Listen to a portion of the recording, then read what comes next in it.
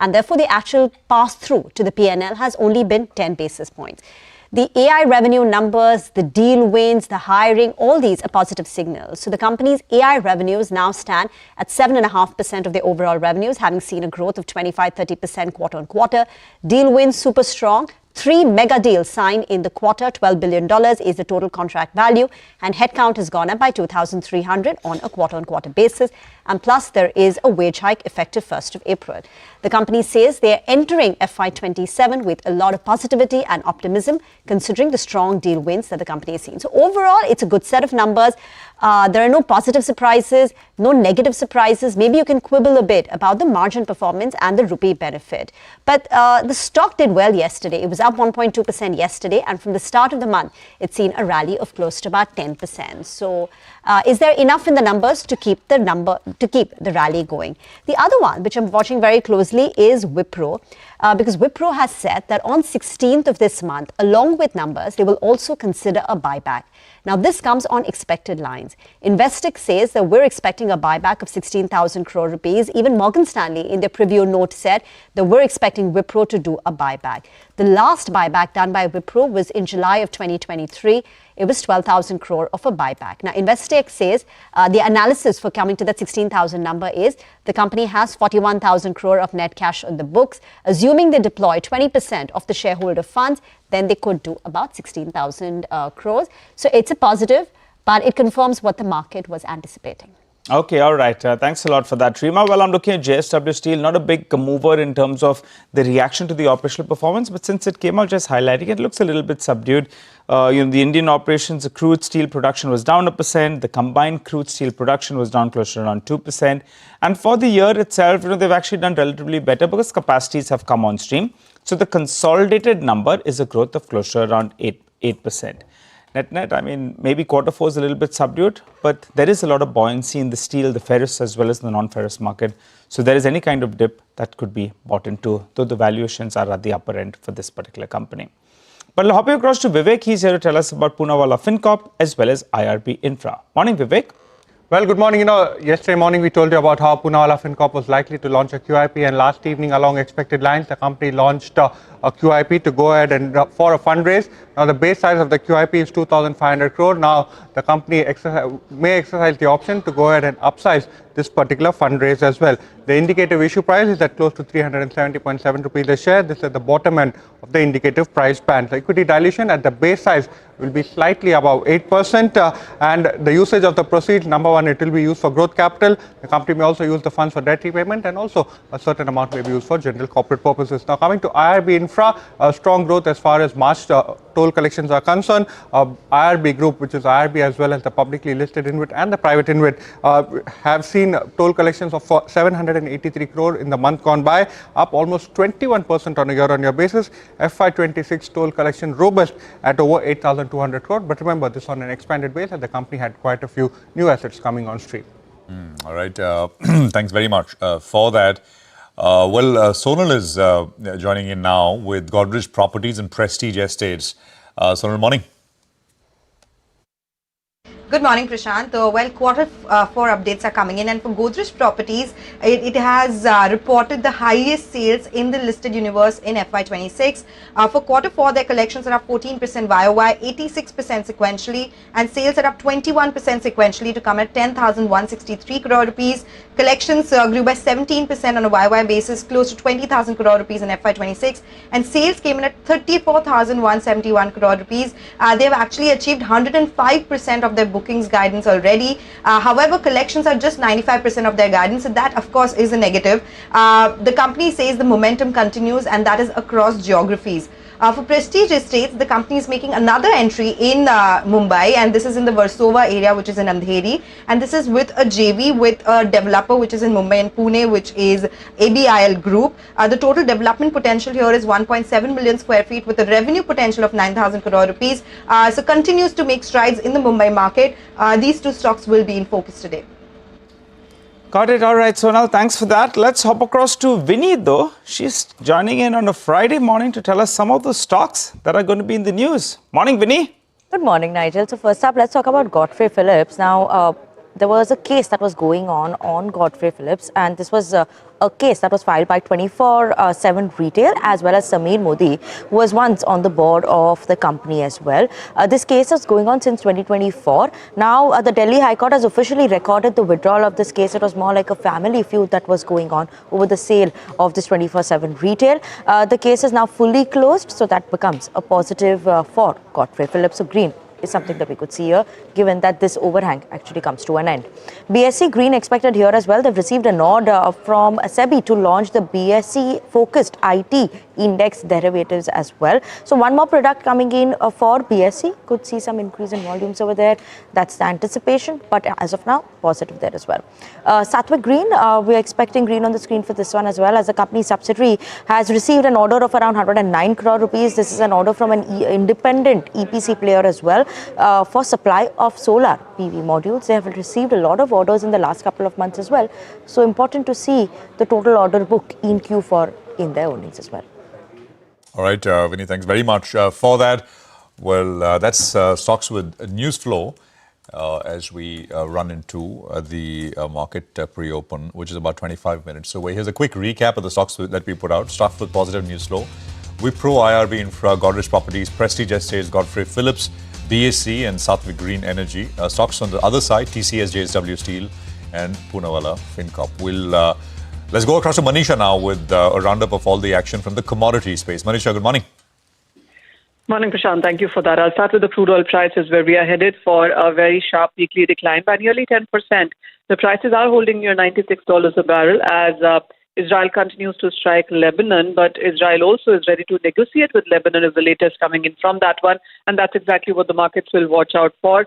Apart from, of course, those upcoming diplomatic talks in Islamabad over the weekend. But the West Asia conflict has had a huge impact. The Saudi Arabia oil production capacity is cut by 600,000 barrels per day. 50 oil infrastructure, oil assets in Gulf are damaged, and 2.4 million barrels per day of refining capacity also is offline.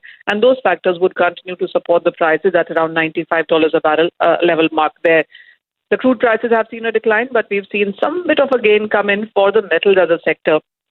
Aluminum is headed for a weekly decline, but copper prices have continued to gain. Zinc actually has been an outperformer in this current week.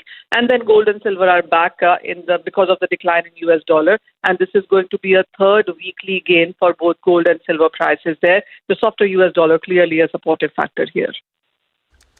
Thank you very much for that, Manisha. We will slip into a very short break. We'll come back and get you a conversation with the management of TCS on the back of their Q4 numbers. Stay tuned.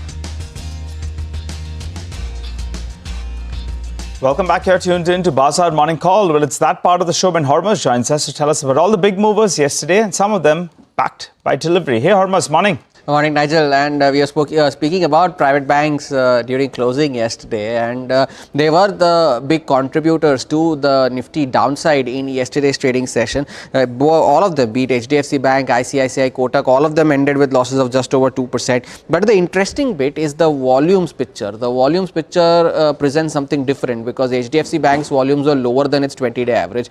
ICICI Bank's volumes were just above or maybe even in line with its 20-day average, and Kotak Bank's trading volumes were half of its 20-day average in yesterday's trading session. Now, even if you take a look at the delivery volumes for all three of them, it was below their 20-day average. For HDFC Bank, the delivery percentage was the lowest in over a month. Kotak Bank's delivery volumes were the lowest in nearly 2 months, and it was also the third lowest percentage of delivery volumes for ICICI Bank in the last 2 months. So the stocks did fall yesterday, but neither were the volumes convincing nor were the delivery volumes. The other major mover in yesterday's trading session was Ola Electric, and that stock was up 20% in yesterday's trading session. And it's not just Ola Electric, it was not just yesterday. The stock has been gaining for 5 out of the last 6 trading sessions, and in this 6-day period the stock has gained almost 60%, and it was the biggest single day gain for the stock since November of 24. The volumes yesterday were the highest since September of last year. Close to 80 crore shares were traded yesterday on Ola Electric. The 20-day average is just around 11.5 crore shares, of which 14% of those shares were marked for delivery. So around about 11 crore shares were marked for delivery. The 20-day average is just around about 2 crore shares, close to that. But despite this 60% move that the stock has seen over the last 6 sessions, it is still down 77% from its post-listing high, which is 157 rupees, and still 50% below its IPO price, which was 76 rupees. And the last big mover in yesterday's session was BSE. The markets were down yesterday, but the stock was at record highs in yesterday's trading session. The second highest volumes that the stock saw in the last 22 sessions did BSE. The stock has gained in 3 out of the last 4 sessions. 74 lakh shares traded, the 20-day average of 46 lakh shares. Delivery volumes though were half of Wednesday, but higher than the 20-day average. So around about 17 lakh shares were marked for delivery, 20-day average being around 31.5 lakh shares. And over the last 1 month, the stock has gone up almost 18%, and from its 52-week lows, the stock has almost doubled. All right, Hormuz, thanks very much for that. So, I mean, actually, if you look at it, right, across the mid-cap and small-cap universe, broadly, everything is up 20% from the lows, from the recent lows, from the war lows. I just run a screen on NSE 500, 2-day change, and you'll see that. So, stuff has come up very, very sharply along the way. And the index itself is, as we've been saying, is despite yesterday's pullback, 200-point pullback, we're 65%. We've recovered about 65% of the entire 12% fall that we've had from the time that the war started. Just a quick look at Asia, I guess, and GIFT Nifty. GIFT Nifty, I think, was up 50 points at 8 o'clock. There's Asia, Taiwan, Hang Seng, and some of the other markets out there as well. Well, I think we want to play out our conversation with the TCS top team. So we sat down, Rima and I, with TCS's MD and CEO, K. Krithivasan, and the ED President and Chief Operating Officer, Aarthi Subramanian, began by asking about, of course, the quarter gone by and how they see growth going forward. Listen in. It's been 3 consecutive quarters of growth, and growth with profitability. And second important point for us is the client metrics. For instance, the 100 million clients with whom we make 100 million or more, it's now climbed up by 4 in the last quarter. It's come up to 66. And it's been probably the best since the last 2-3 years. And we also are confident about how the demand environment is. Like we announced increment, to all our employees. Like if you remember, 80% of the employees were given increment only 6 months ago. So we have reinstated that. So there's net positive hiring as well. Net positive hiring of close to 2,500. Yeah. And of course, I'll need to talk about what makes us positive is the mega deals, right? Yeah. And I'll come to that in just a bit. But let me just address top of mind, which is this all this geopolitics related. Is that showing up in any way?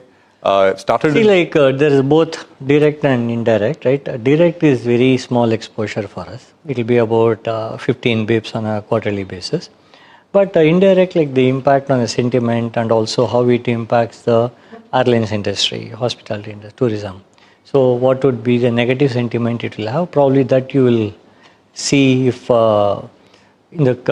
maybe we'll see it in other places marginally. But overall, our exposure is limited. When you said 15 basis point exposure, that is... What's revenue coming from Middle East and that got impacted? Oh, directly from that region. And that got impacted because of the situation. And the verticals where this perhaps shows up in some way, sentiment or otherwise? Airlines? It depends on the clients we have. Like we have a good presence even in telco in that region. Of course, airline and some banking. So it may show up. I mean, it depends on how long this goes on and in what state. But at this time, as far as Q4 is concerned, it's about 15 bips. So growth would have been 1.35% and not 1.2%. Yes. What about FY27? Right? You've spoken in the past about this year being a good... That's where I'm coming to. One, our order book has been very good. Okay, and we closed about $12 billion of in. And what is included there is these 3 mega deals.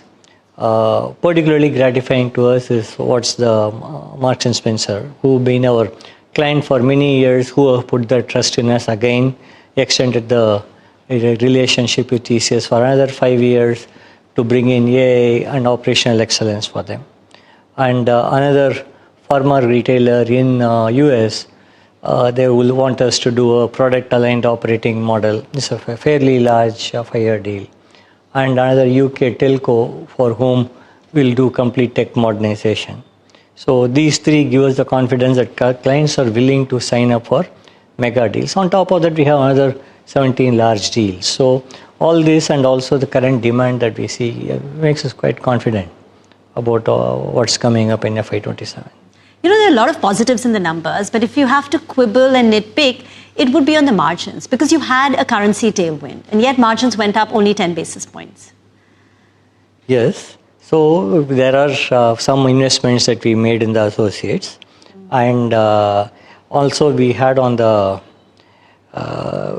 overall kind of, there is some amount of, how do I put it, cross-currency impact, but I think overall we are happy. Do you see FY27 margins picking up, inching up from here? See, like we said that we always look at 24 to 26 as our, I'm sorry, 26 to 28. Sorry for that. Yeah, I'm not changing that. 26 to 28 is a band that we want to work on, so we'll aspire and work towards that. Medium to long term. I mean, that's what you've said. That's right, yeah. That's the aspiration. Yes. AI, and you've quantified AI, annualized AI revenues, what you've put out is higher, right? It was $1.8 billion. Now you're saying it's about $2.4 billion or so. 2.3. So what could you talk to us about how, I mean, last time we spoke, Aarti, you said it's a layer on top of all the enterprise workflow. I mean... See, I think when you look at FY26, right, over FY25, I would say that FY26 was a pivotal moment for AI adoption in enterprises, and the shift from experimentation to real projects that deliver value happened this year. So I think enterprise adoption has significantly taken up, and that's where you see in one quarter we moved from 1.8 billion to over 2.3 billion annualized AI revenues. The pace is accelerating. So are you going back and renegotiating contracts with clients? So the run part is where the contract renegotiation is taking place. But the transform is completely new business. Sure. And some of the mega deals that Kriti talked about actually bundle both. So if you look at the mega deals, many of them actually wherever we are the incumbent, we are protecting our existing portfolio but growing the portfolio. So the pricing pressure is on the run, on the IT ops side.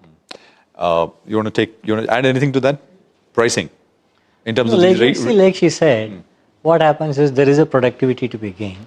When the productivity is to be gained for the same quantum of output that you deliver, that would be done at a reduced price. Okay, it's very early, but these savings that you deliver for the clients, are they reinvesting on tech spends or always, how are they using always, that? Because in fact, almost every CIO you have spoken to, they have been telling us that the amount of technology backlog they have, So the surplus capacity they are getting because of productivity gain is they expect to continue to reinvest in spending more and coming out of the backlog. If I can add a little more color to that, so I think the efficiencies from the run, whether it's on the infrastructure side, application side, or the business process side, is being plowed back into transformation. And 3 types of transformation. One is enterprise transformation, where you have to change your existing systems, modernization, and the third is new AI transformation, which is the layer on top that I alluded to. Very quickly, but is there any evidence as customers experiment with these new AI tools? Is it resulting in a loss of revenues or customers pausing the services, the work that they do with companies like yours? Any evidence? There is no pausing of work because customers are trying, while they're experimenting, and nobody wants to be left behind. So there is an experimentation. They are trying to reimagine their business process, reinvent new products and services. We are not seeing any pausing of work. And if you have to describe the kind of year FY27 is going to be in one word, what would that be? A good year, very good year, or a word of your choice? I'm positive. Positive about it. Very measured. But good to hear that.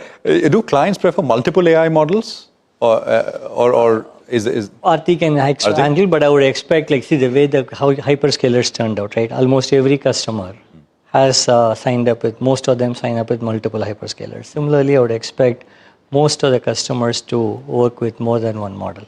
So TCS is an AI model agnostic integrator. Absolutely. In that sense. And I think, just to add to what Kriti said, I think just like we are multi-cloud, every customer is multi-model, in terms of how they use these models, primarily because the model capabilities are evolving very fast and different models do different tasks extremely well. So what we are doing is, just to give you an example, if you take modernization, we have created our own modernization platform which has these models behind. So that's the value we bring, helping customers choose the right models to do the job. And just like on cloud we saw FinOps, you need model FinOps, we'll have that. AI FinOps, because you need, otherwise we could be consuming a lot more tokens we need to do that job. Sure. So I think best of models for getting a job done is the way to go. And on data centers, have you all, just to get that number, have you all found the land? Because you were scouting for land, and when will work begin? We're looking at multiple land parcels in multiple states. Okay. We are close to signing few. Till we sign, we don't want to disclose what it is, but we are looking at not one place. It's not, we are not looking at one land parcel. It will be multiple land parcels because we are signing up with multiple clients, and so each one will want it in different. So do you think revenues start accruing in first half of FY28, assuming a 12 to 18 month period? I think so. I don't. It's sometime around FY20, CY20, CY28. CY28 is when. Yeah. Just to jump back to that AI thing, are you seeing any evidence of how contracts are priced to more outcome-based? It's something we've heard again and again being talked about. Have you seen it? Is it happening? Away from traditional time materials kind of? We would expect that to happen. As I was telling, the needle will move slowly on this one. Slowly. It continues to be a lot of managed services. But, within managed services, you sign up to outcomes. So you sign up to SLAs. Sure. So in addition to signing up IT SLAs, we're signing up for a lot more business SLAs. Sure. So that's the shift. Sure. Acquisitions, Kriti, I want to ask you. I think you did give an indication for the last 2 quarters, and you've done a few acquisitions, that the pace will pick up. So what should we expect? We're actively looking at quite a few at this time, prospects and assets at this time. Maybe next couple of quarters we should be able to announce something. These are smaller, smaller is all relative. Because we are not going in with the idea that it has to be small or big. We look at how does it fit into our larger scheme of things and with our vision. So whichever fits in. So it has to be value accretive to us, value accretive to the company, that the people that come to us. So we are not looking at anything for the sake of revenue only. Is that why you didn't consider a buyback this time? Like your peer Wipro is announced that they will be doing a buyback this time. You're eligible for one. No, like I don't know about the other company, but we looked at, like we've been talking about, like we need to conserve some cash for being acquisitive. Okay, that's the conversation with the CEO and COO. We also caught up with the CFO, Samir Sikseria, to understand the impact on margins on account of the rupee depreciation, and the CHRO, Sudeep Kunumal. Listen in to their view. We had 110 basis points coming in from the tailwind from currency. We had additional 40 basis points coming in from better realization and productivity. Against that, going on our build, acquire and partner strategy, we have invested or reinvested some parts of it. 40 basis points was on tactical interventions, not promotions, usual small interventions, slightly higher QVA, etc. And the ongoing impact of the labor code coming in, all put together was 40 basis points. 40 basis points was on higher subcontractors, and 50 basis points was on investments on SG&A, likes of higher recruitment cost, what we have been talking about, partnerships, the flow through of announcements which we have made through the quarter, slightly higher purpose-driven CSR donations, etc. And some part of it was some delinquency cost on the provision for doubtful debts. And 10 basis points lastly on M&A impact. Yeah. Gentlemen, good to be speaking with both of you. Samir, it's been a busy time for TCS Treasury, isn't it? With all the movement in currency. Well, I mean, Treasury is all... Go ahead. No, I'm just saying, I mean, you because the moves have been so large, right? When you converted back, absolutely, made all the difference in that sense, right? I mean, there was this entrenched expectation that the rupee keeps falling, so a lot of the exporters were not converting. And then now we've got to sort of move on the other side. So just, has that been... So our treasury has always been busy, per se. But through the year also, if you'd have seen, the depreciation has been consistent. Yeah. Our policy has been a steady policy of rolling 2 quarters forward. And we stick to that policy and then look at tactical calls basis how the movements we see. But largely it's driven by a consistent, steady policy. Sudeep, wage hike this time. What's going to be the impact on margins? What is the range of wage hikes that you are giving your employees? So, yes, Rima. So, we announced our annual increments for all our employees across grades globally, effective April 1st. The increase will be on similar ranges that we have done in the last cycle as mid-single digits, kind? Mid-single digits and top performers double digits. And impact on margins because of this in Q1? I'll leave the expert. As usual, what we have been taking when we give an annual increment, quarterly margins get impacted between 150 to 200 basis points. So that's what you'd expect. And Sudeep, in the prior 2 quarters, there was an impact on your on the overall headcount because of the whole restructuring that you were going through. You had indicated that you will let go of approximately 12,000 employees or 2% of your headcount to position yourself as this AI-first company. Has that been completed, or was there an impact in the current quarter because your headcount went up? And will that continue in FY27 as well? Yes. So the exercise that we had announced is now over. Okay. How many have you let go on? I mean, see, we never had a number against it, right? I mean, we said approximately 2%. So the process was more important in terms of how we look at redeploying people and where we are really not able to redeploy someone whom we let go.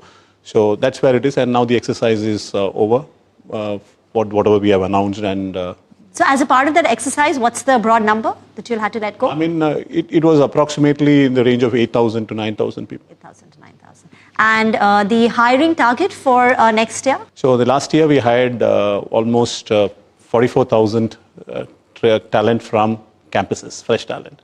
And we continue to be the top tech talent recruiter in the country from campuses. And already we have made 25,000 offers from the campuses. So we are continuing to hire for demand, and we're seeing good opportunities. So we'll continue to build on that. Does the nature of hiring, Sudeep, change?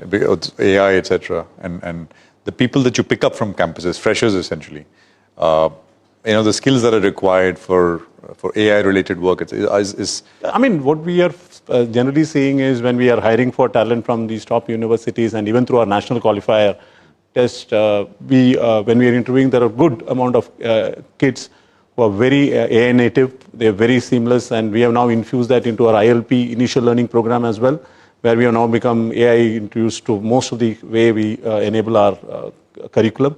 So that sort of complements them, and they are coming very natural into the whole AI.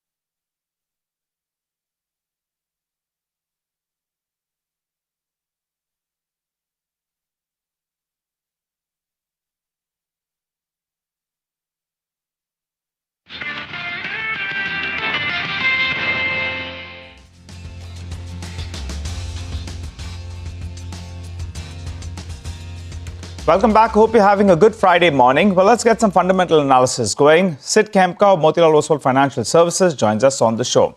Hi, Sid. Good morning. Good to see you in.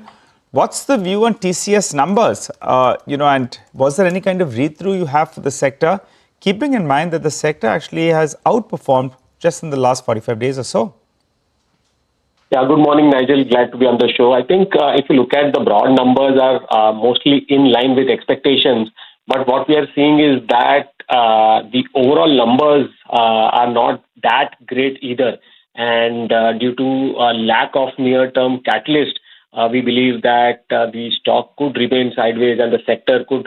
There's not much to cheer from the Q4 numbers, which was on expected lines. Valuations have become attractive, while the long-term outlook, we still believe that the IT sector could see some growth in FY27, and hence we believe that purely from a long-term perspective, one can look at the IT sector, and that's one sector which benefits from the current geopolitical volatility because of what is happening to crude, what is happening to the rupee, and then what is happening to the other sectors which are getting hammered. And IT as a sector has already seen a lot of selling and hence has been standing strong.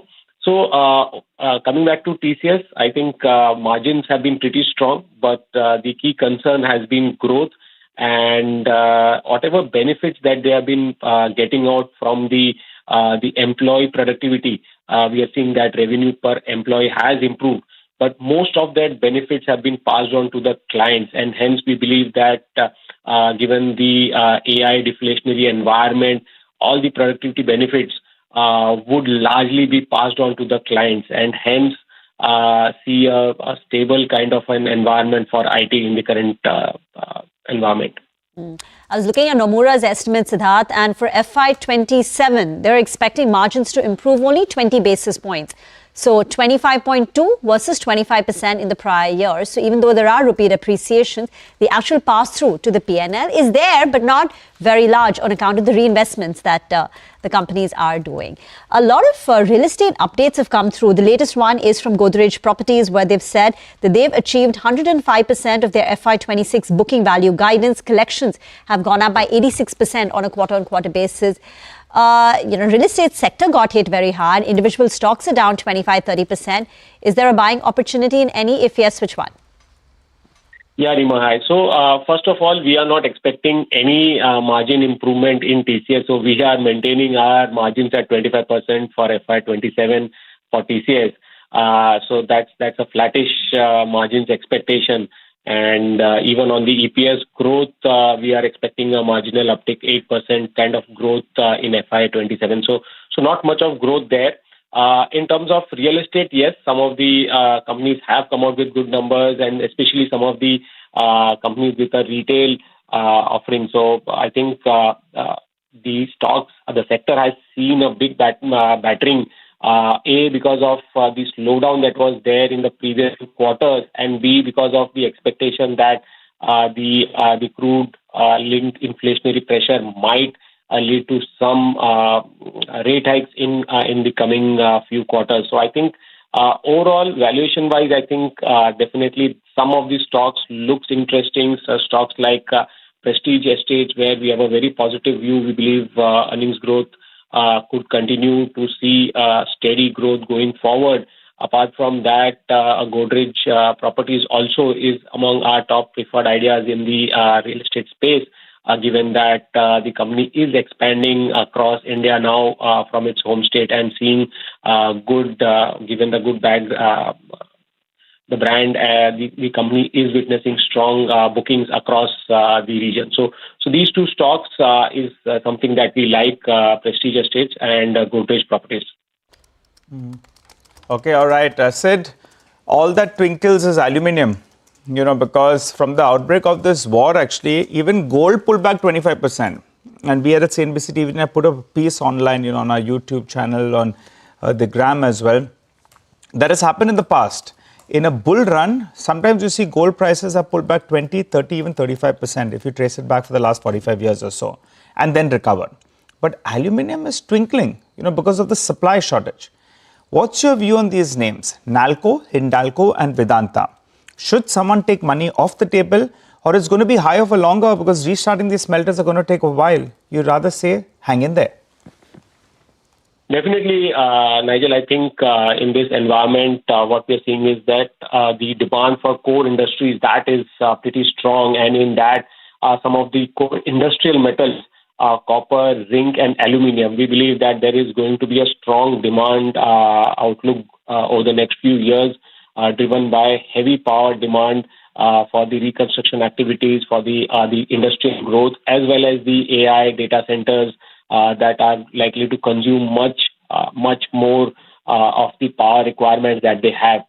Within the metal space, we like Vedanta, we like Nalco. I think Nalco, the earnings are being driven by the strong volumes growth. Aluminum prices have been pretty steady, and volumes are also seeing improvement because of the capacity expansion that the company has planned over the next few years. I think valuation-wise also, so once the earnings growth picks up, valuations would continue to see momentum, because commodity cycles, when in an up cycle, the valuations is difficult to catch by. Even if you look at Vedanta, I think the company is looking attractive, interesting, given that the numbers, it's a play on the entire commodity cycle. You can play copper, zinc, aluminium, as well as silver through Vedanta, and the company's restructuring plan, which will play out over the next few quarters. I think that is also value attractive. Sid, attractive for the investor. Got it. Sid, we'll take a break. We have to take a break, mandatory one, but coming back to you with more questions, technical trades on the other side.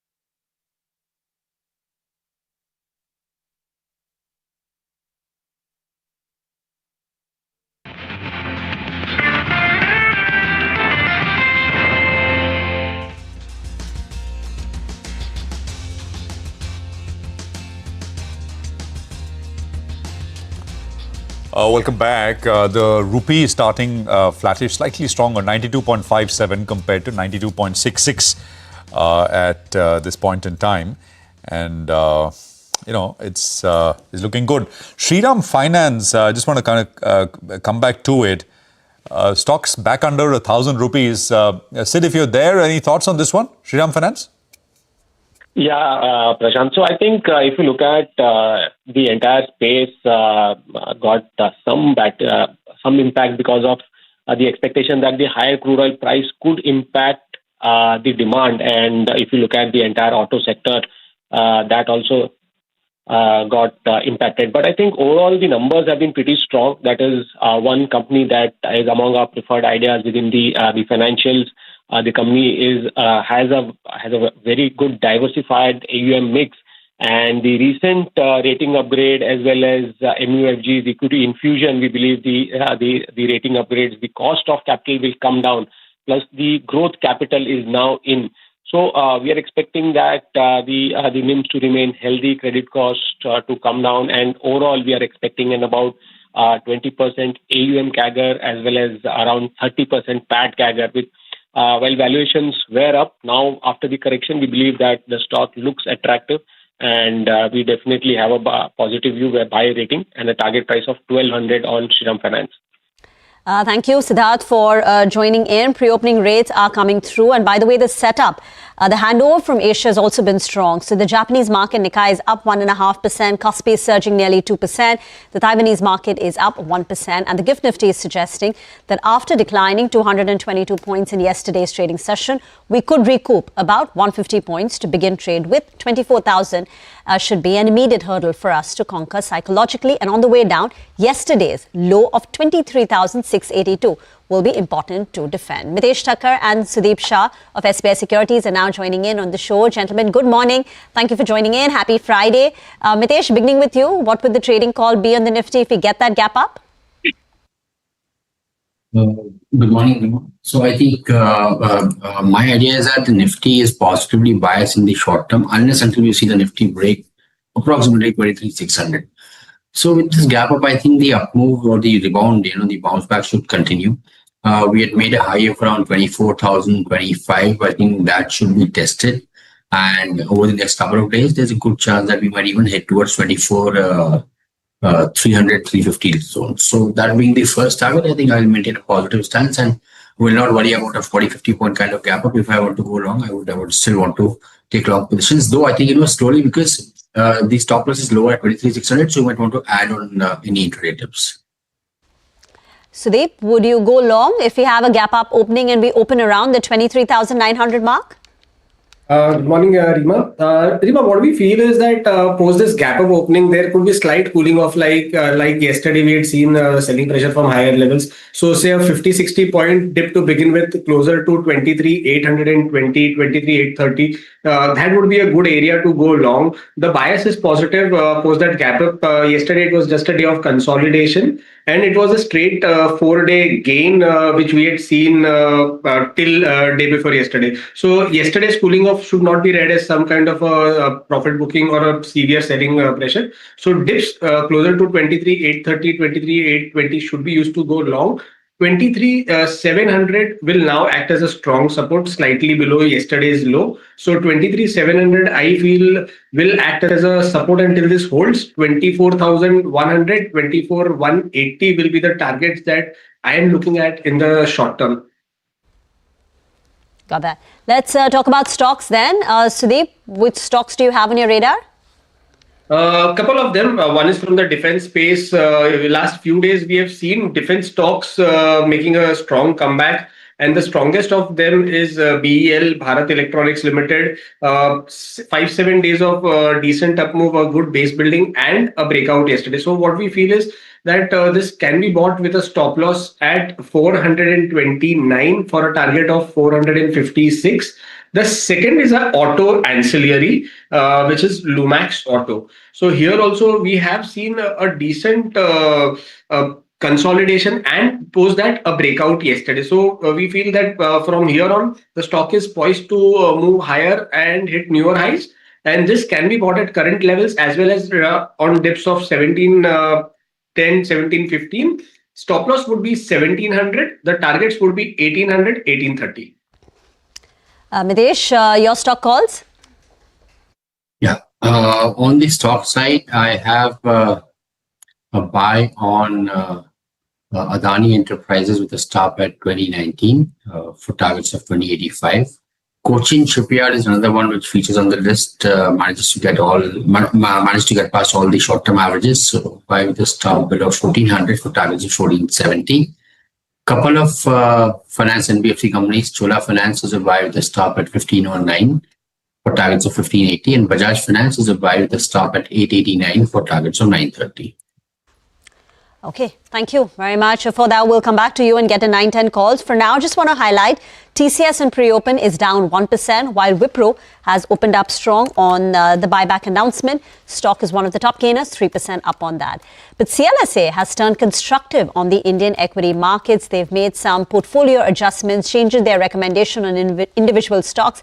Sudarshan now joins in with more. Sudarshan.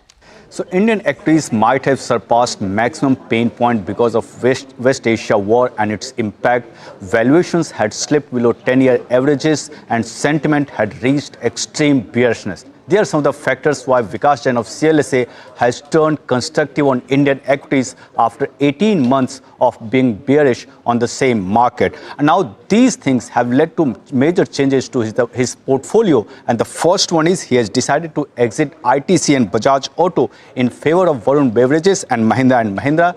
Expects better post-war setup for Vedanta, and that's the reason it prefers Vedanta over Ultratech. And L&T is seen as a post-war recovery play and bring it in place of defensive bet, that is NTPC.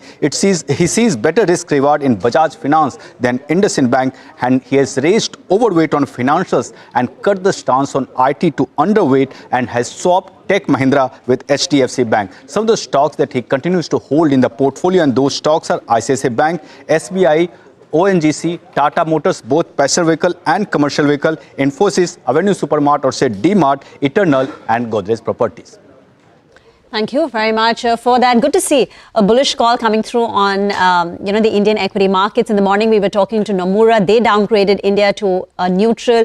I remember the conversation that we had with Amish Shah. They were forecasting a sharp down, just 8.5% EPS growth. So they too had turned a bit cautious on India. So India's environment, which was supposed to be a benign inflation, high growth, high earnings recovery story in FY27 sort of changed on the back of the war, the elevated crude and oil prices, and therefore there were quite a few downgrades, and now it's good to see CLSA turning bullish. But in fact, yesterday in our special conversation, it was a commodities town hall. We also spoke to CLSA's Vikas Jain and ICICI Prudential AMC's Anand Shah on India, the valuations, the top themes to watch out for. Listen in. There are three things which typically define market moves. One is valuation, second is sentiment, and third is narrative. Say 18 months is what you mentioned, say sometime towards the end of 2024 or around that time, second half of 2024, we warned that all three things were adverse. We were at really premium valuations, and this was the first sign of China waking up. Our sentiment, now we have a proprietary sentiment gauge. It's called the India Bull Bear Index, which gives us investor sentiment in a quantitative way and not in an anecdotal way. That was at 97% bullish. And third thing, our narrative. Narrative was super positive about India, as if nothing could go wrong. I think from that point onwards to now, sentiment is 1% bullish. This was the reading on 30th March. That's the most negative sentiment for me has been, other than COVID and GFC. That's how negative it was. Valuations are far more palatable. It's below 10-year average, slightly above 20-year average, both on an absolute and relative basis. What is pending is narrative. And narrative is something which typically follows performance. So I think I would say that valuations are not mouth-watering, but they are far more palatable, near average levels. So the complaints that someone had from India should reduce significantly, given 2 out of those 3 factors are now in our favor. See, I think there are 2 ways of thinking about AI. One, that AI will eventually be something that will do all of things, everything on its own. The other, that it will just make whatever we do a more efficient, give it a more efficient way of doing things. See, if you believe in this latter, then you would need some intermediary to give you solutions to make it an efficient use for you. Okay. So if that is the case, very simply put, then that's where some of our IT services companies could get up their jobs. So that is our thought on the sector, that unlike the popular belief that it is lose-lose for IT services, that's not going to be the case. The advantage of having a young population is we are able to leapfrog rather quickly. Like we leapfrog from 2G to 4G. So the usage of AI can catch up far faster in India. In terms of opportunity into the next decade, I think one we have obviously said, which is manufacturing will make a comeback, and a lot other factors than just inflation and rupee depreciation. There is very clearly a need to have more and more supply chain under control rather than dependent outside. So there will be opportunities in manufacturing, which was not the case for almost 10 to 15 years. Within consumers, we have a preference for services over products, because as the per capita income grows, your consumption of products stagnate and your incremental income goes into services.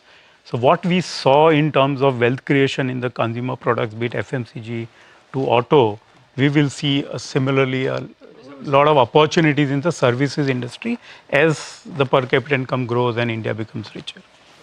Okay, well, that was a town hall that we had yesterday here at CNBC-TV18, and more excerpts out of conversations, with our guests through the course of the day, spattering of views coming through. Well, here's a quick recap of the top stocks that we covered earlier this morning. IRB Infrastructure, Prestige Estates, Godrej Properties, Satvik Green Energy, Godfrey Phillips, our BSC, Wipro, TCS, JSW Steel, Poonawala, Fincorp are some of the names which we covered with stock-specific information. By the way, I think the pre-open is settled in a decent way. About 0.4% higher, so it's triple digit, 23,880. We'll see where we finally land at market open, and then of course where we go from here. So lots of interesting price action over the last 2 days. Bounces from the low, some strong, some not so strong, but so many names which are now up 20% from the recent lows. That's a long list. Well, I think there we go. First bell going off. It's about 0.4%, 0.39, just ticking open right now. 23,880. Nifty Bank is up 0.8. So it's a little stronger for the banks this morning. 55,300. There is a mid-cap index which is up 0.75%. The small-cap index, I think, is also starting in the green. It's up about 0.9. So 16,720 is where the small cap index is now starting at.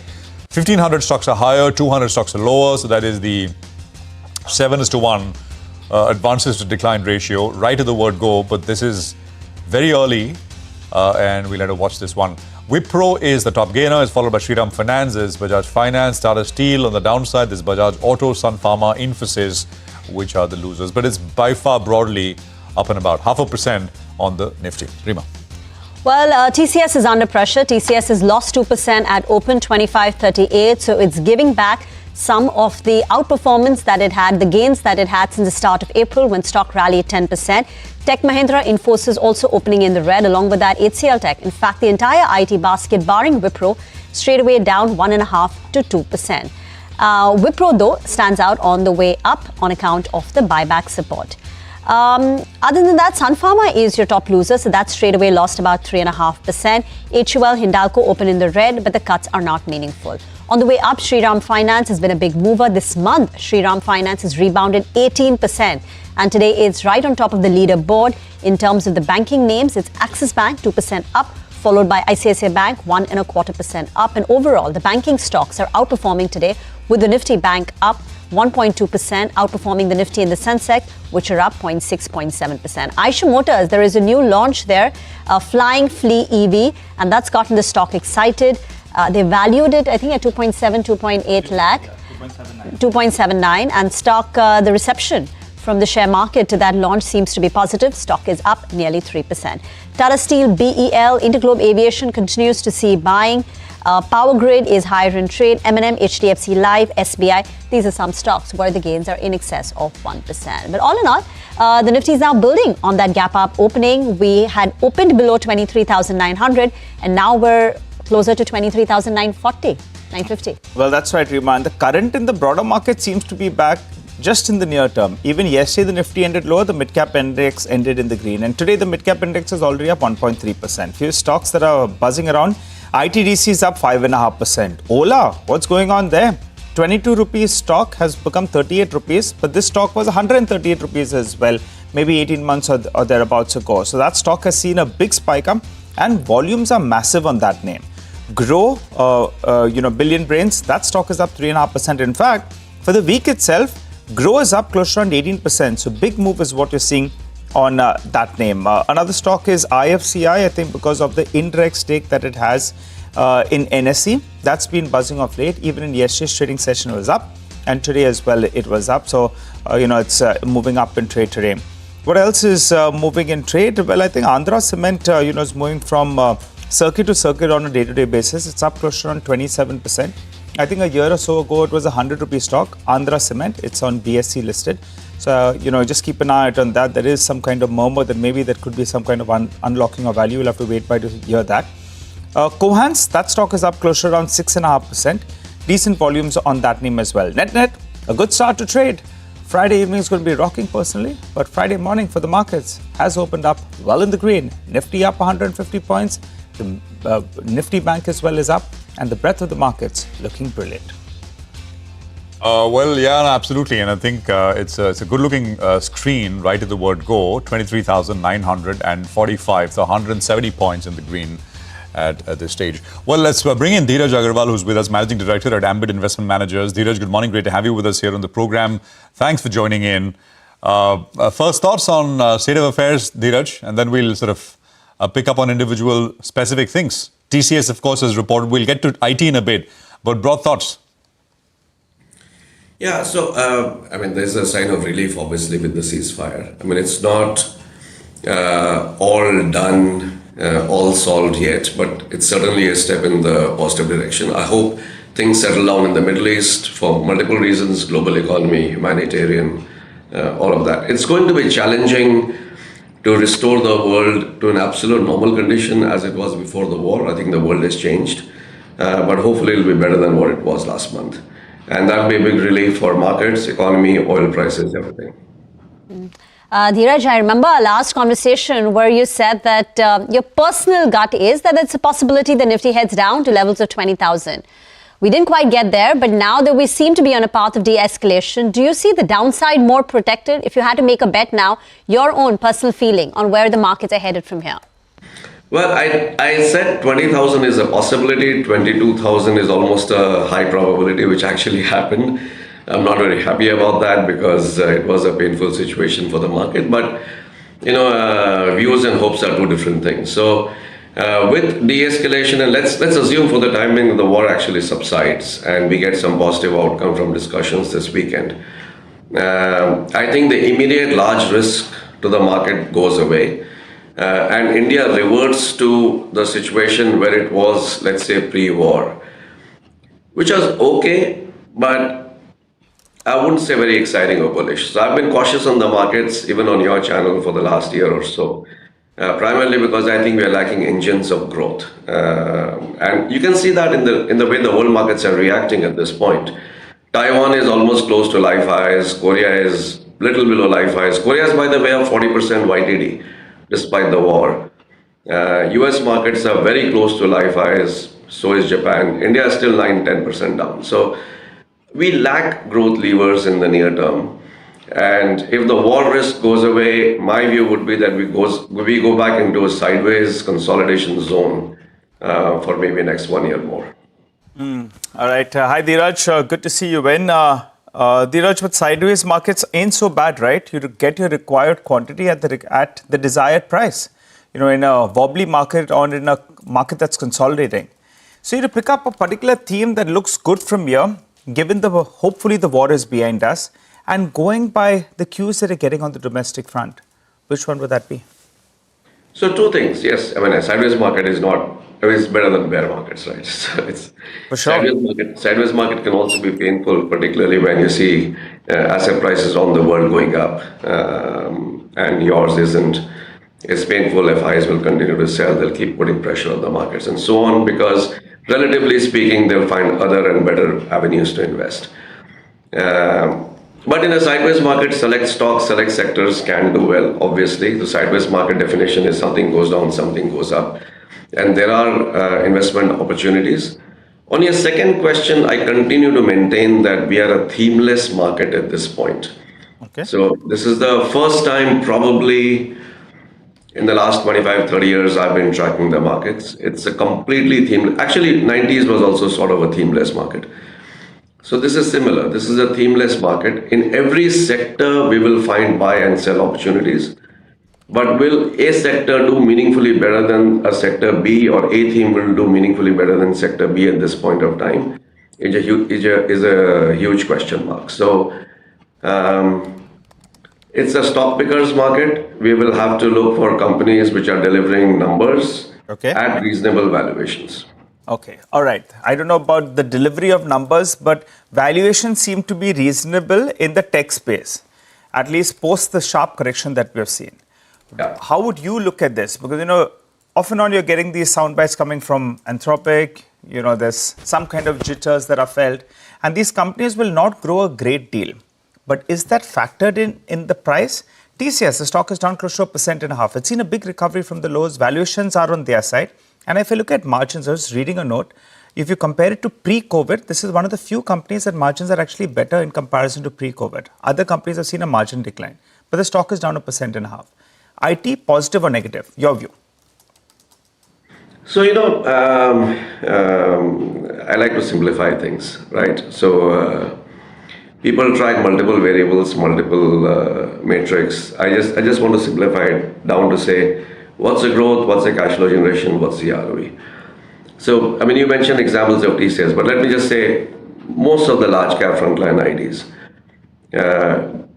growth rates are down to mid-single digits at best. Now,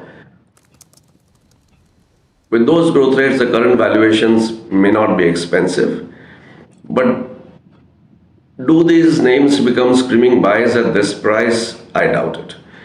So that's my view, because eventually equity investors look for growth, unless of course the dividend yields go to a level where it becomes mouth-watering. So I think some of the frontline IT stocks are already at 5% dividend yield. The moment they start going to 6, 6.5, I think you can buy them just for dividend yield. So it's, talking about IT, which is a high growth sector in terms of dividend yields itself tells you that how the sector has got derated.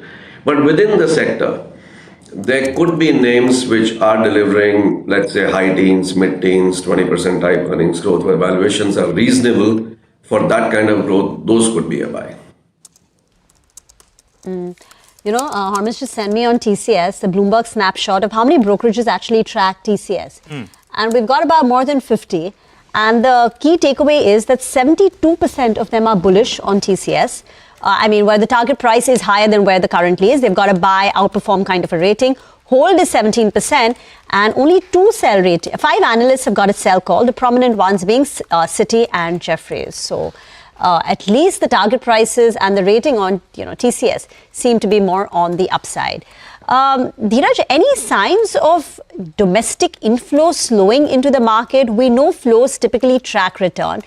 The DII domestic inflows have been supporting the market and keeping it afloat right now. But if that support is taken away, then it sort of opens up more downside. What are you picking up from your circles about the strength of the domestic inflows on all sides, whether it's SIPs, PMS, AIF?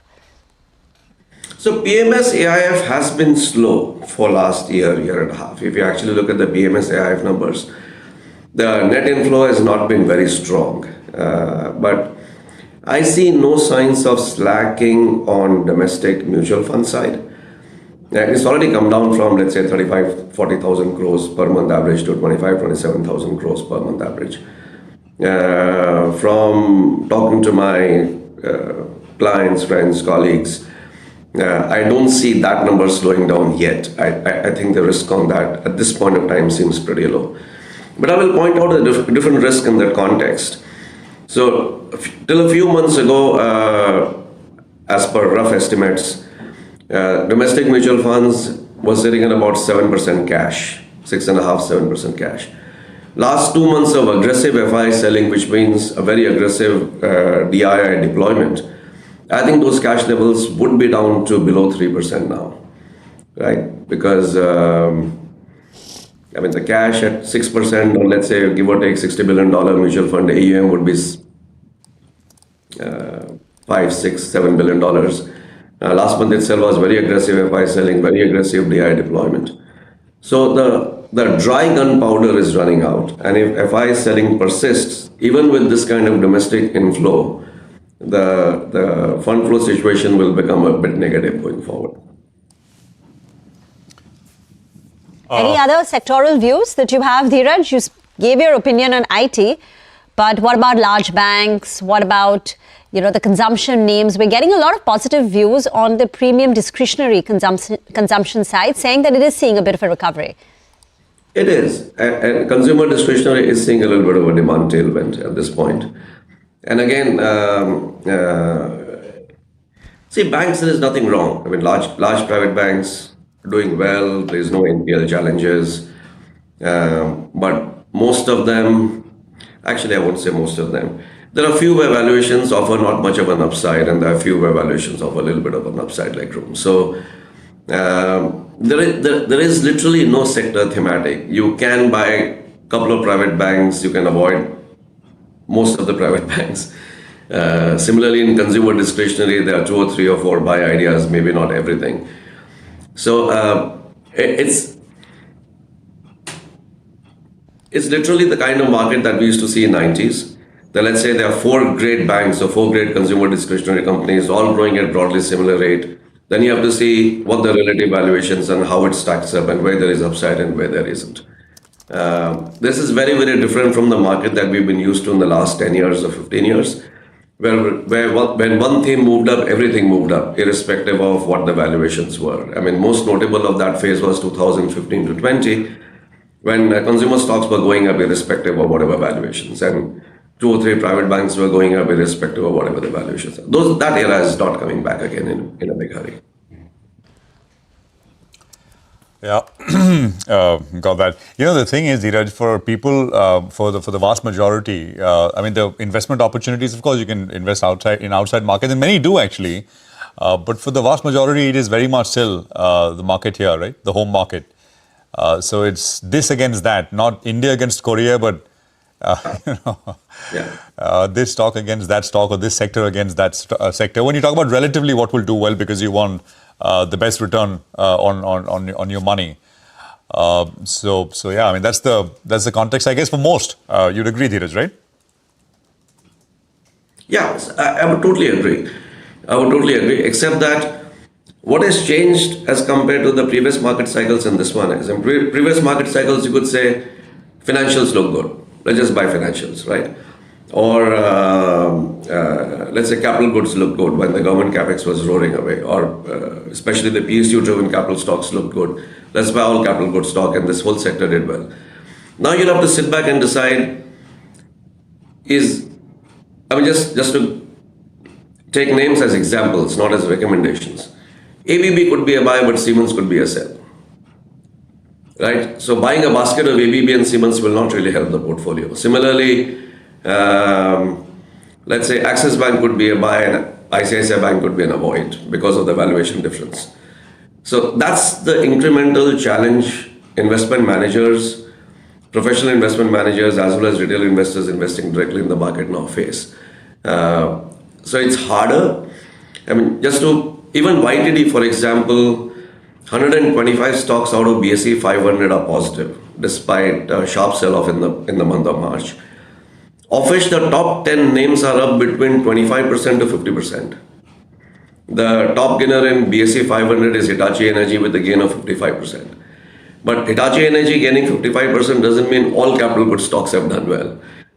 Most of the capital goods are down deep in the red, YTD, but Hitachi Energy is up 55%. So This is the incremental challenge the current shape of the market presents.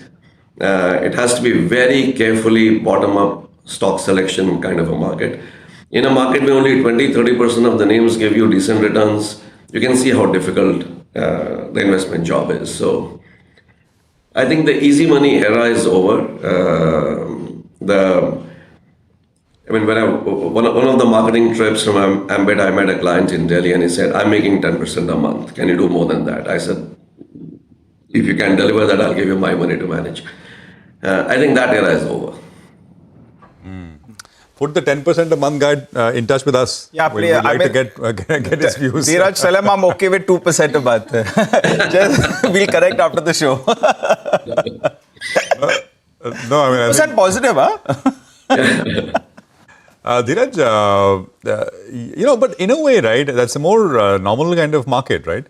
Thematically, when you're just buying themes, it's easy and you're riding the upside because there is momentum behind these themes. But that also typically does lead to excesses, right? Absolutely. Because it's themes at the end of the day, and you can justify anything because it's a theme.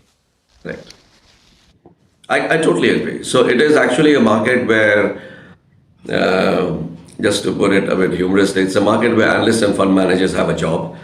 For a while, it looked like a market where one didn't need analysts and fund managers because you could just buy a theme and just say, I'm the smartest of the lot. I've just bought a basket of defense names and come what may, this sector is just going up. So who needs a fund manager or an analyst? Now, out of the 10 defense names, 3 might go up and 7 may not. So you will have to sit back, analyze and do stock picking. So yes, you're right. It's back to basics. Easy money is not there. It's back to basics. There are money-making opportunities, but it's harder.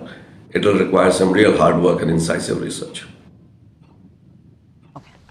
Thank you, Dheeraj. Great chatting with you as always and getting in your perspectives and insights.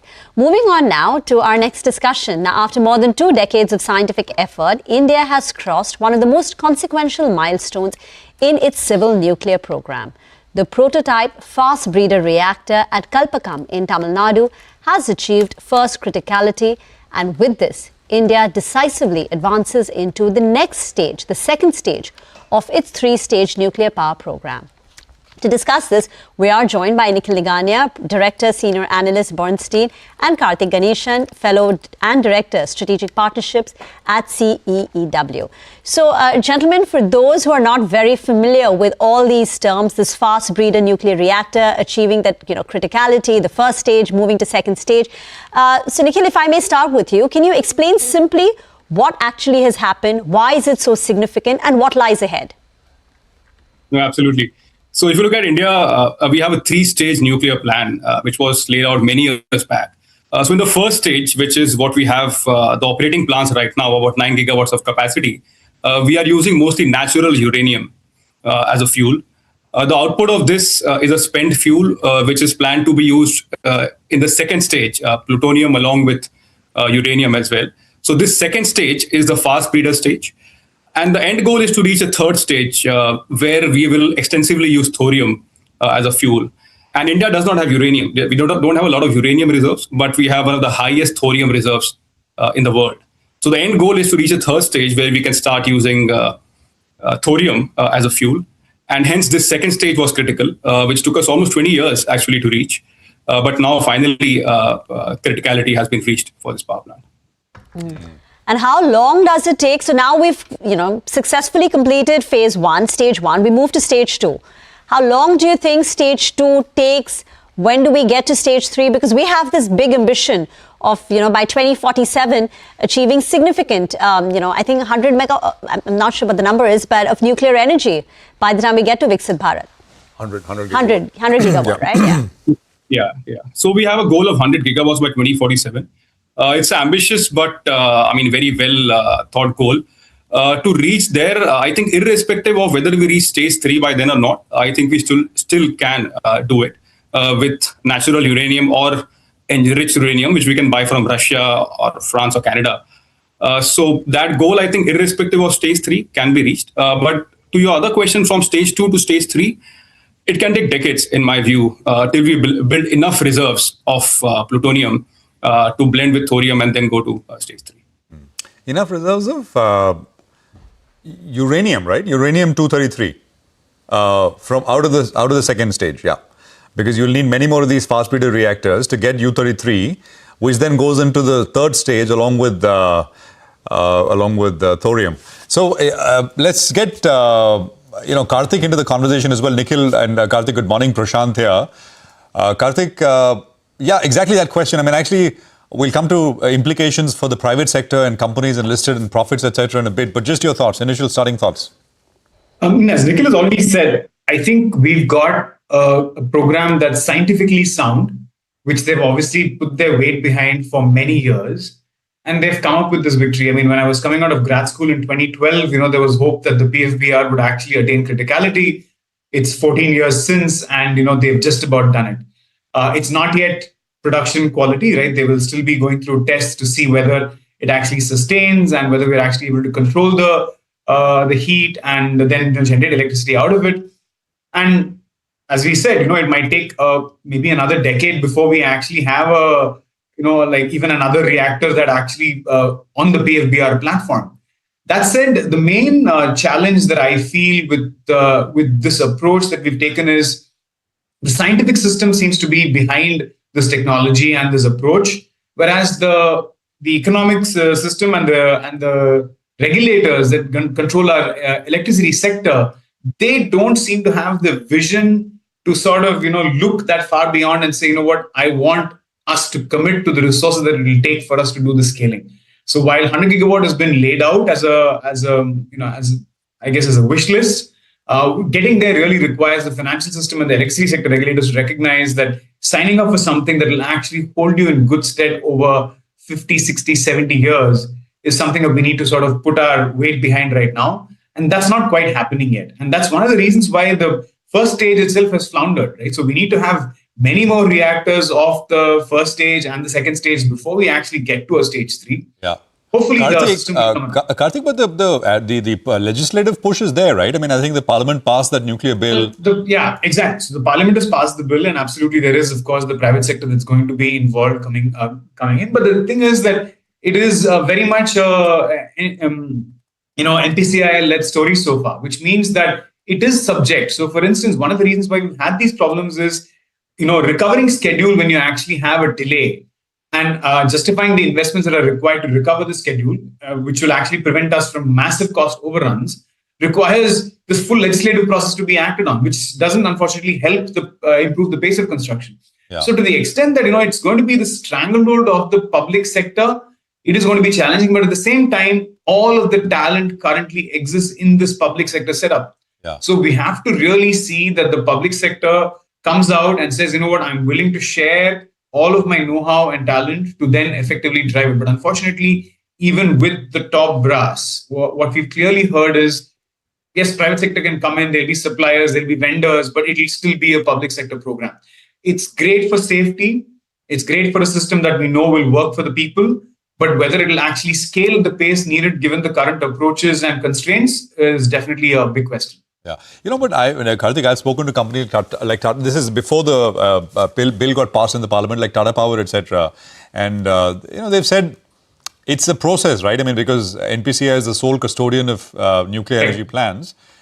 It'll take time. I mean, for these technology transfers. It's just that now 70 years, Prashant, right, is a fair bit, right? 70 years is a fair bit. We've put a fair bit of time. And just to give a quick example, there is this technology company called Clean Core CCTE, right? Clean Core Thorium, I think it's Energy. So effectively, what they've taken is not this full-fledged stage 3 type approach, but they've effectively enabled the use of thorium as part of the fuel mix in the current system that we have, PSWRs that we have. The person that's actually started this came from the Indian Atomic Energy System, right? So clearly, when the private sector comes in, we know that innovation and new approaches to basically help scale and build new things is massive. We just need a public sector system that acknowledges this and does this faster. To be honest, we don't have another 70 years to get to stage 3. Yeah. Right. Yeah. Oh, you're saying to use thorium in the current thermalized neutron reactors that we have. The current. Exactly. A new technology has been developed literally in 8 years' time. CCT has started in 2017. In 2025, they filed a patent, and now we have a technology licensing regime for ourselves. Okay, got that. Now let me just tell you, we spoke with a company called MTAR Technologies yesterday, and so they said that 70% of the core of this fast breeder prototype, which has now been was developed by them. It took 10-15 years, now of course. So is that a Nikhil, from an opportunity standpoint? Is it large? MTAR told us that because you need to build many more now, right? I mean 10, 15, whatever of these fast breeder reactors. The value of work for them could be about 1,500 crores from if they were to do what they did for this prototype. I think the fast breeder itself, how many will come and how fast, difficult to assess, to be honest, at this point, as this is also early stage. This is a certain criticality. But if you talk about the first stage itself, where we'll be building many more plants, nuclear plants, which NTPC is building, for example, or NPCIL is building in Kudankulam. So those plants, there are many equipment plays. MTAR is one, which we don't cover. L&T is the other one, building most of them. And per plant, it's almost 20-25 crores a megawatt. So it's a massive opportunity, right? So 100 gigawatt is a huge number in that regard. Yeah. Is there investor interest, Nikhil, or it's kind of largely overlooked? So incrementally there is, and not just in India, globally. So unfortunately in India, they are not very clear direct plays.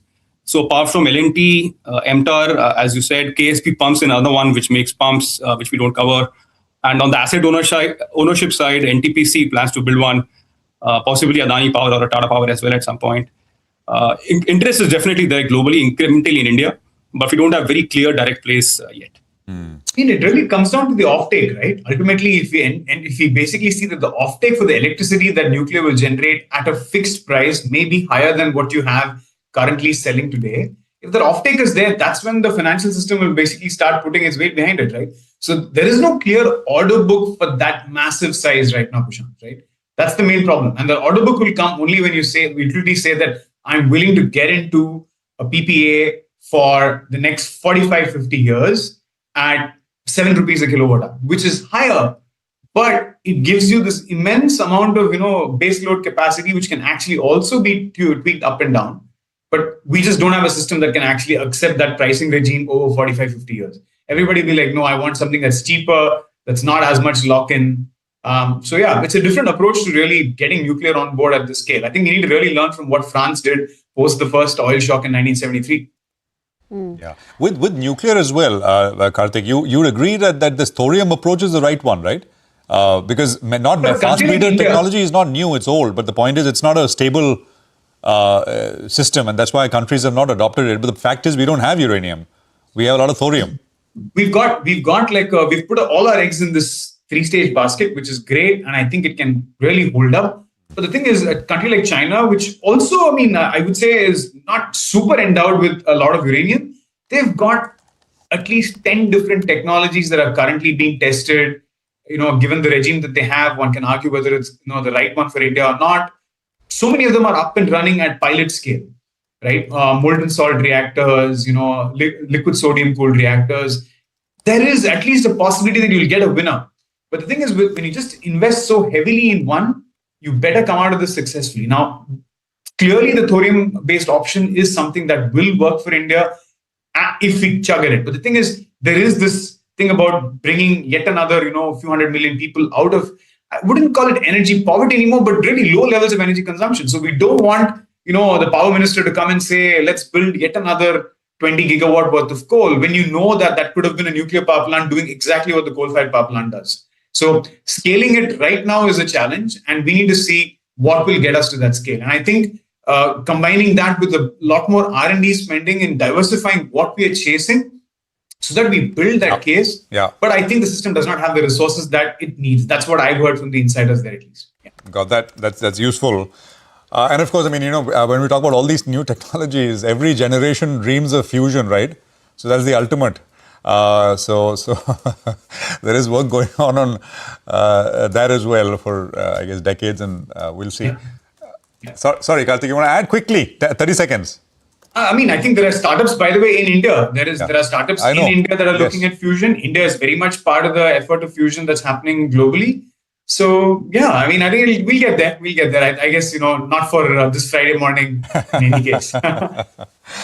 All right, thanks very much. Karthik, appreciate it. And Nikhil, great to have you with us here on CNBC-TV18 as well. Appreciate your time, both gentlemen. We'll take a quick commercial break here. We're going to come back. We have the BofA Securities' Arvind Maheshwari on markets. So where are we headed? What's the shape of things to come with Arvind in a bit?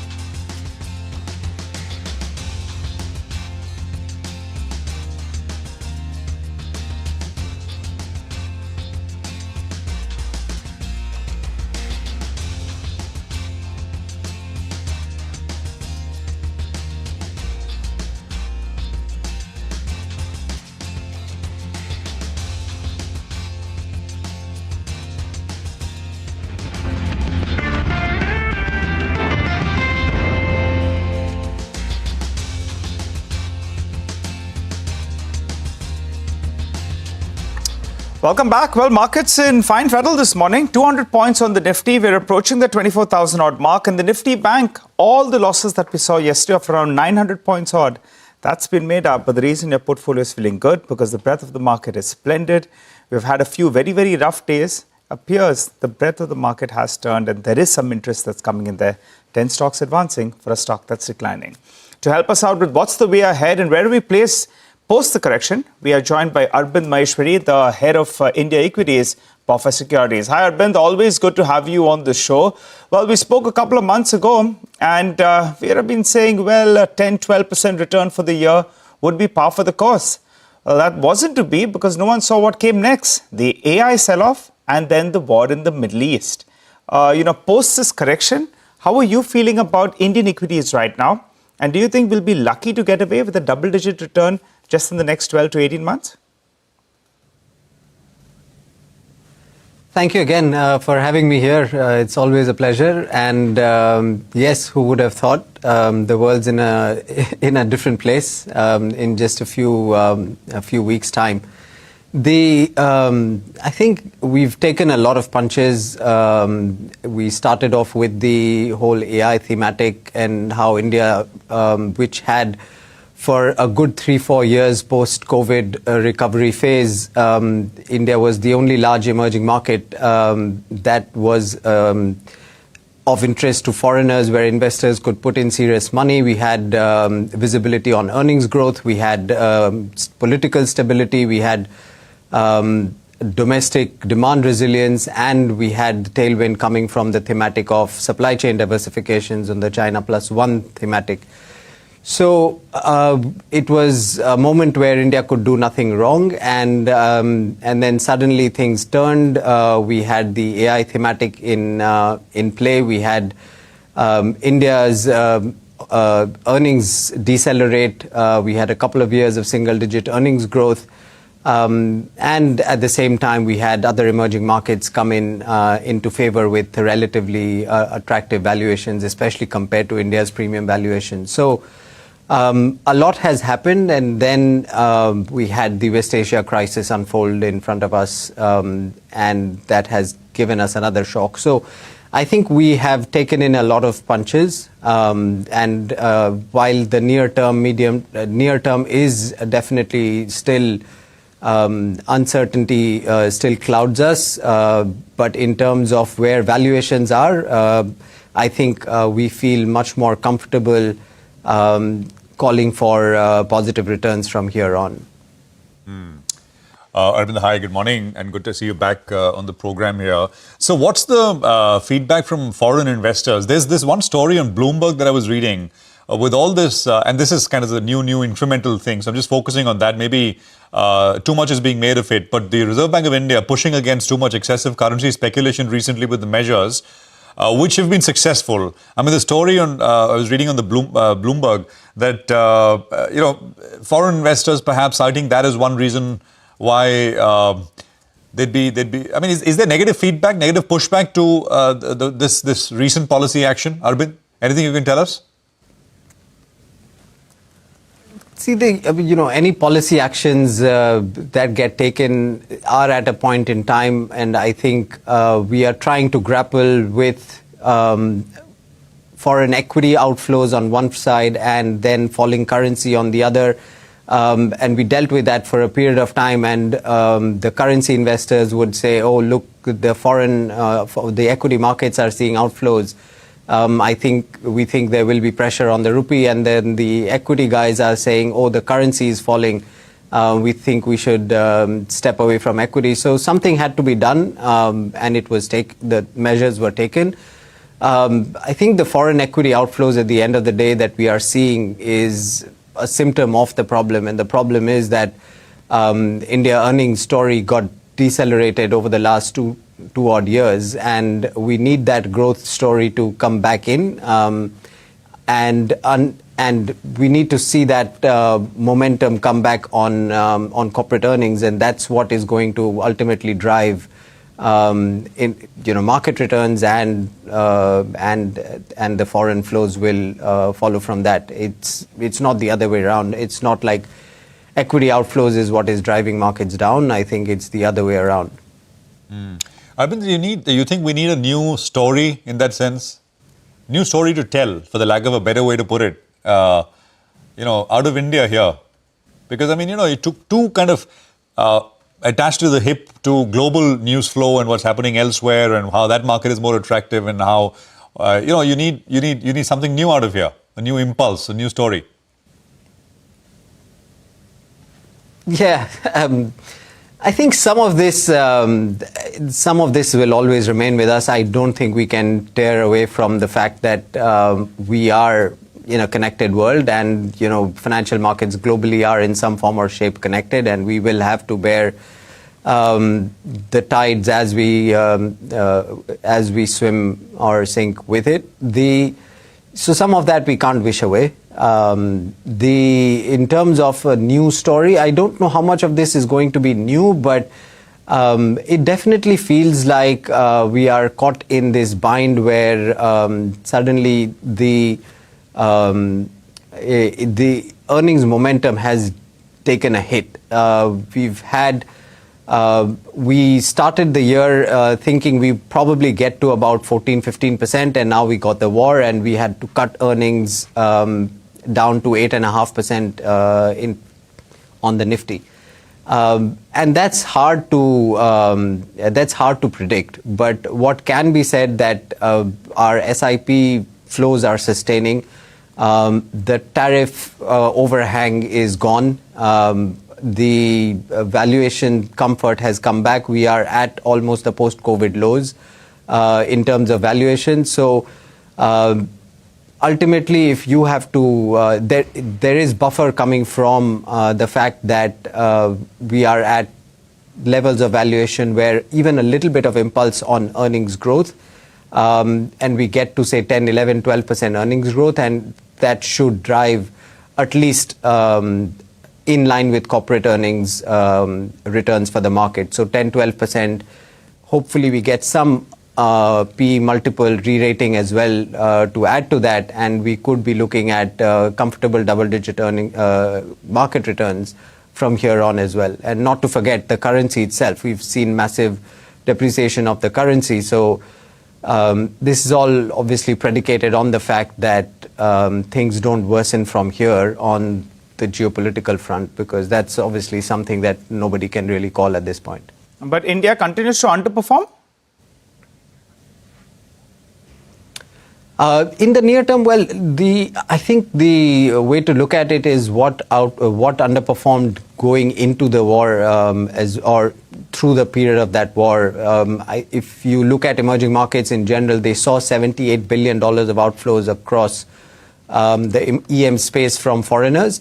And at the forefront of that was Korea, Taiwan, India. They were the most sold markets in that period. We are 12.5% now of the emerging market index, and we took 25% of the foreign outflows in the last 3 months. So the expectation is that the markets which got oversold in this in the run up to this war or into the war will probably see the sharpest bounce backs as well.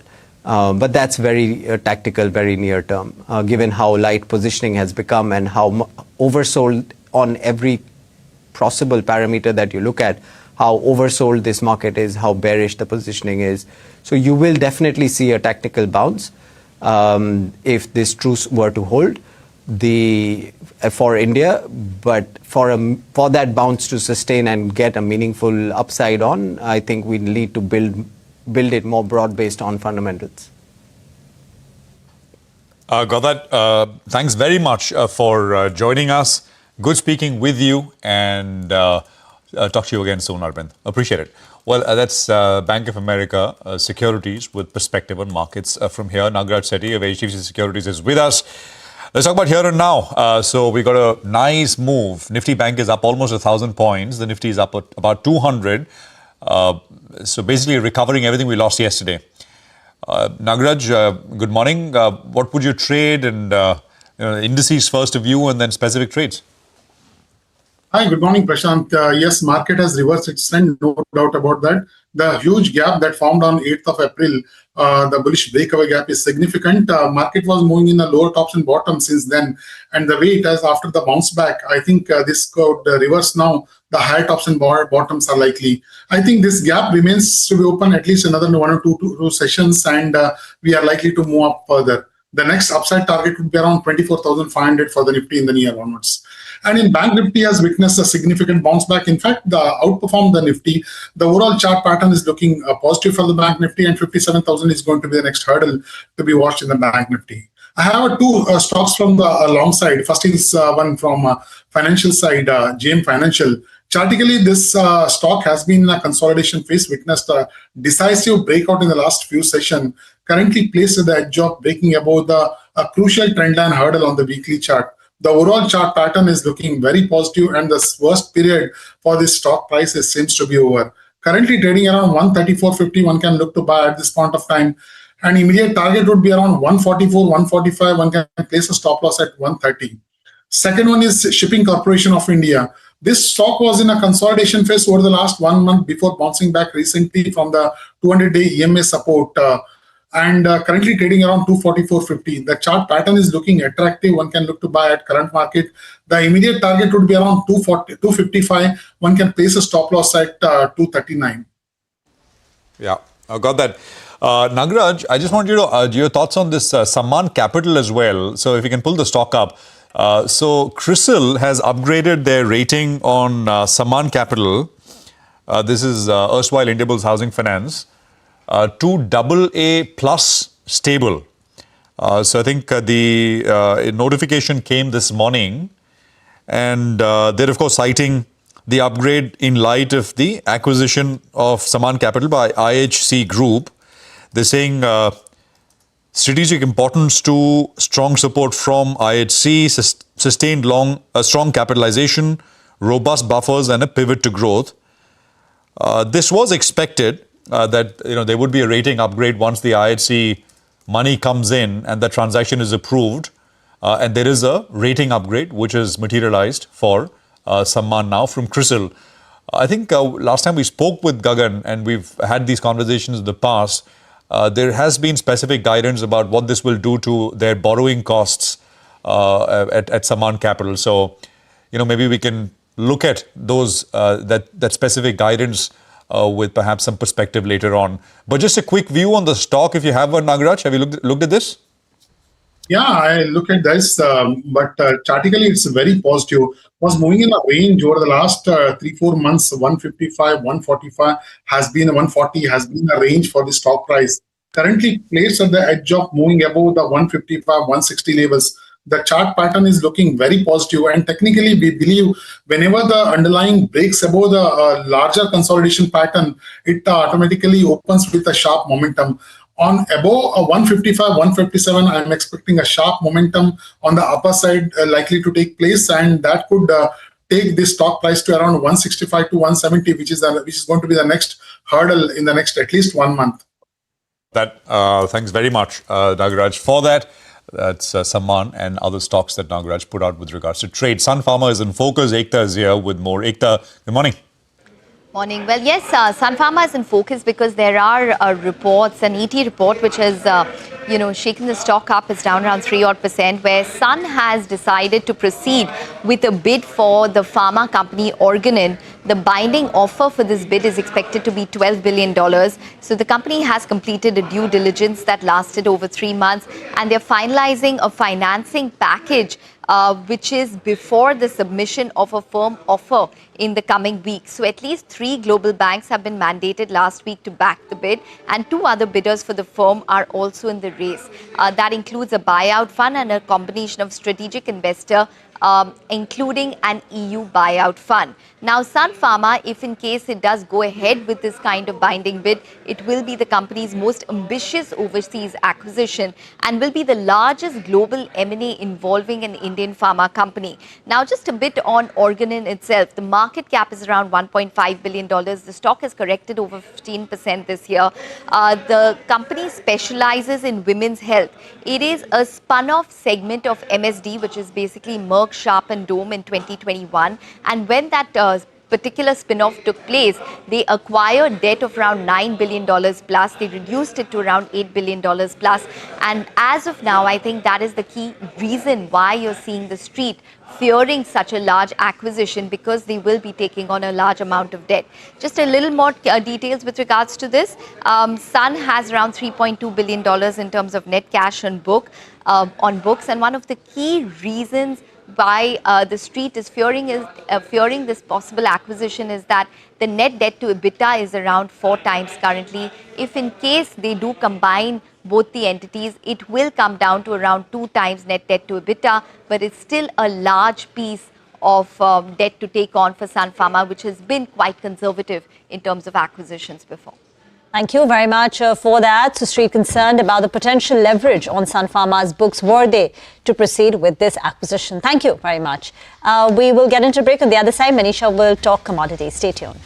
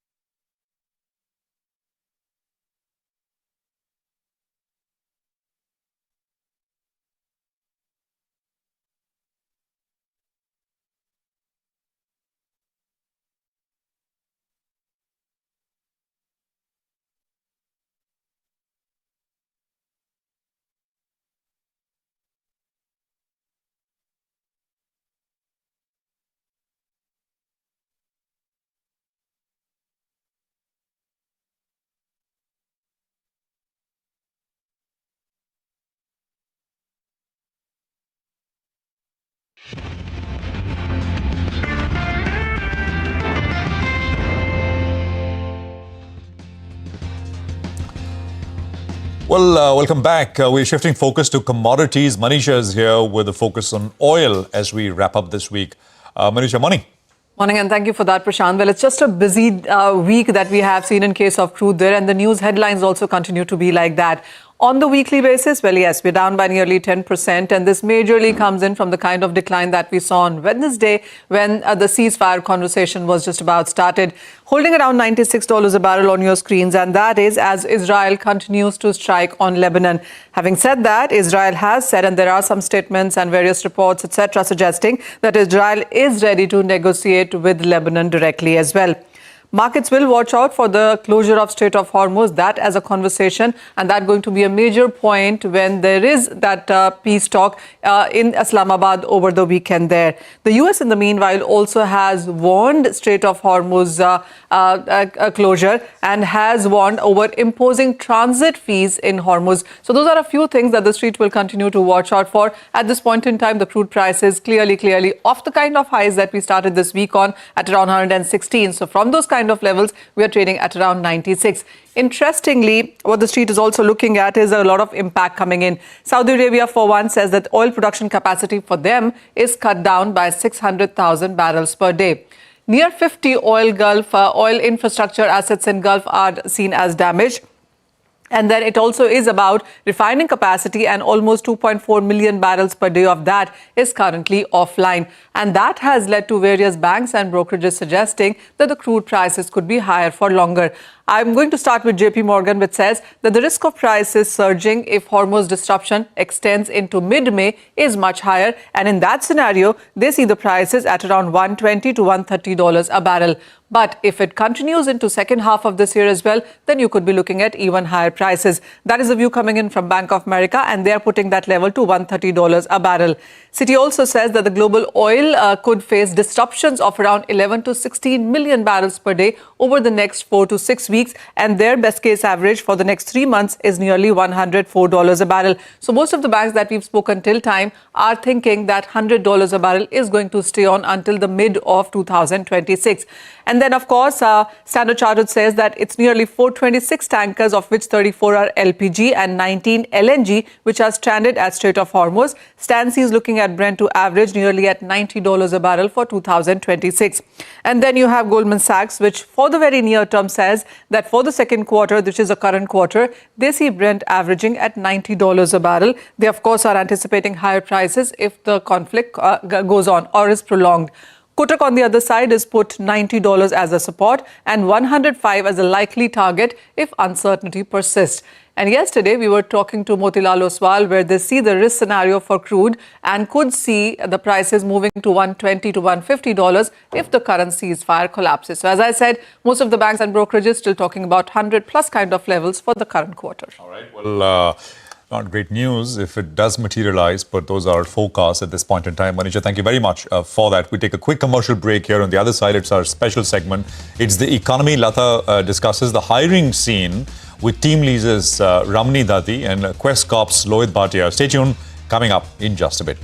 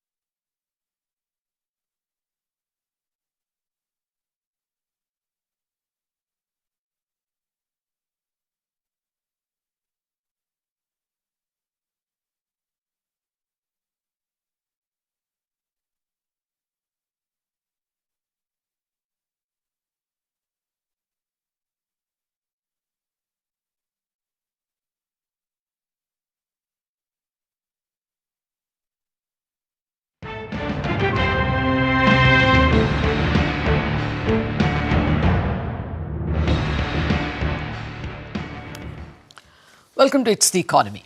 After 2 quarters of decline in workforce, TCS yesterday announced that it has upped its employee headcount in the quarter just ended, Q4, increased by 2,356 people. They also reported that they have hired 44,000 from campuses in the year that just ended.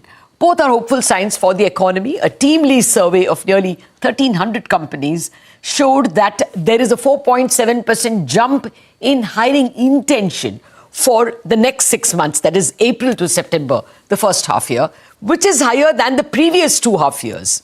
So today on It's the Economy, we try to do a deep dive into the hiring scene in 2026.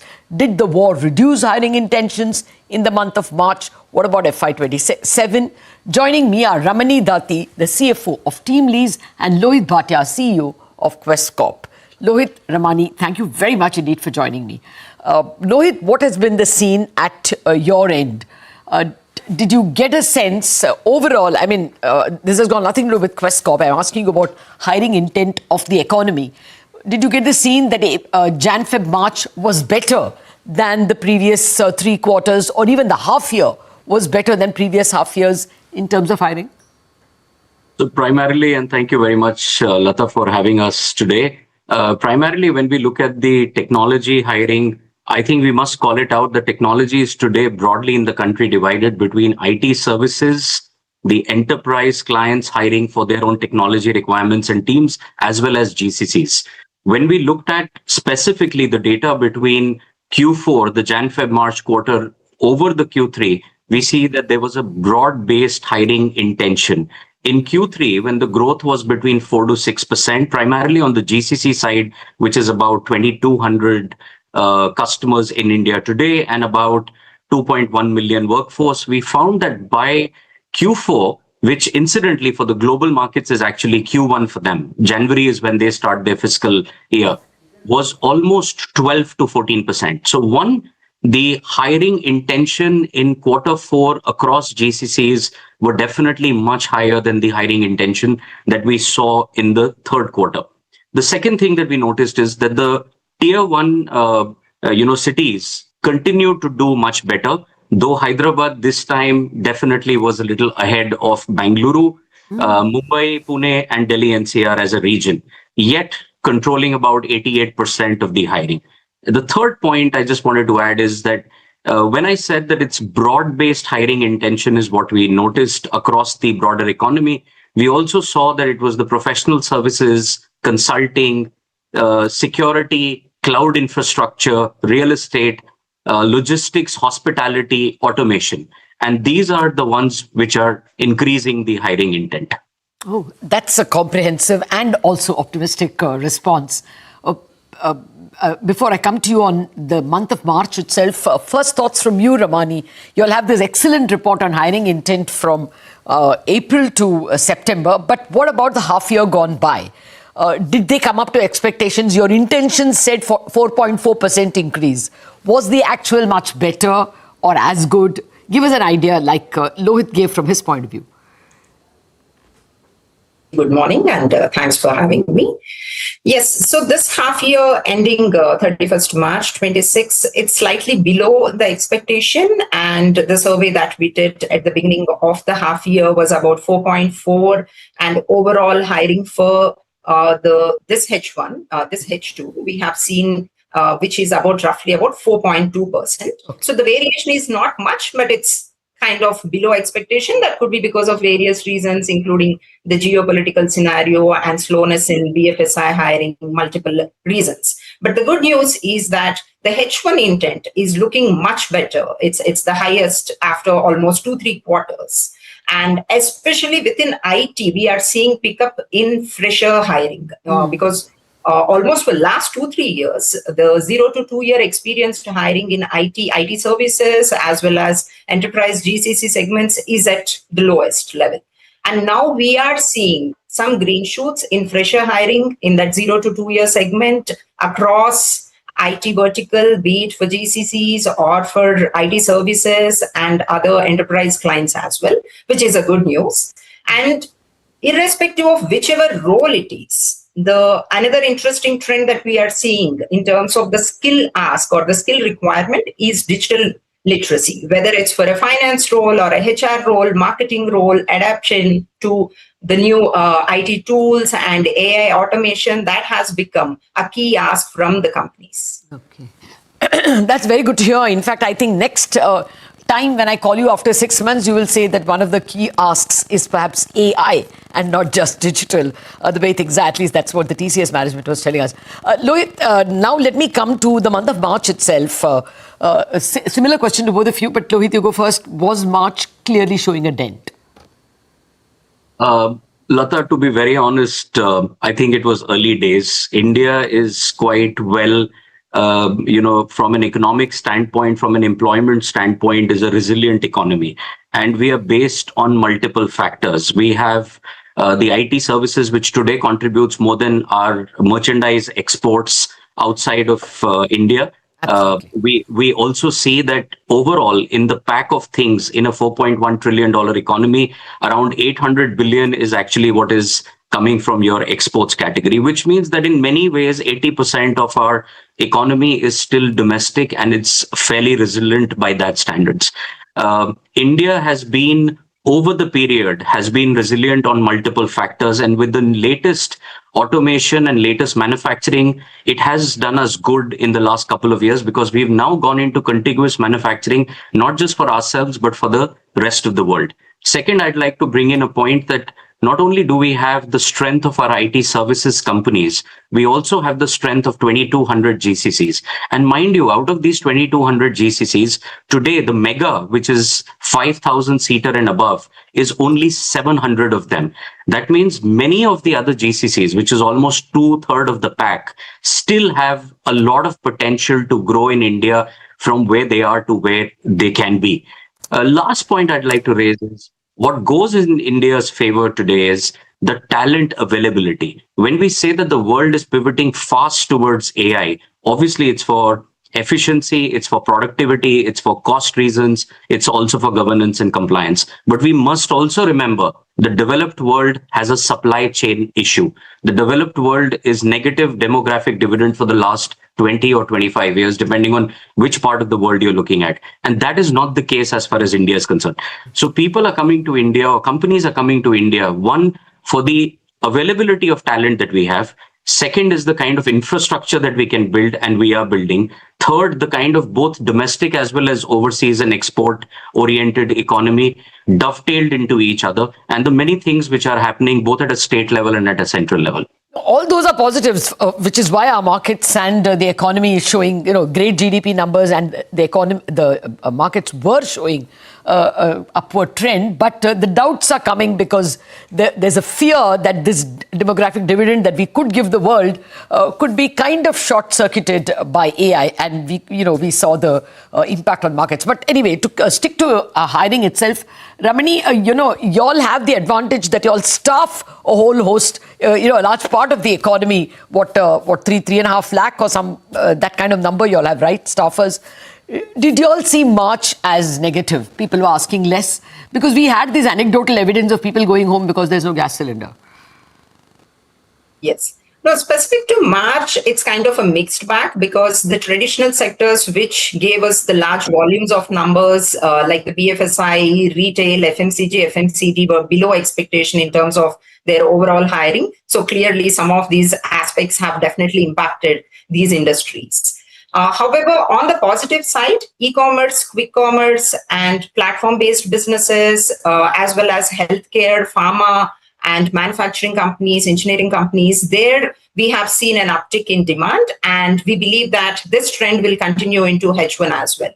So it's a mixed bag as of now, and too early to kind of jump to conclusions. But based on the survey that we have conducted, there has been a positivity around the hiring trend for the coming 6 months overall. Okay, I was just coming to your report, although we are already flashing the highlights as you speak. Are you getting a sense that there is a better hiring intent across the board, or is it only for, say, white-collar jobs, or is it more for blue-collar jobs? Any more color you can add in terms of the nature of hiring intent, Ramani?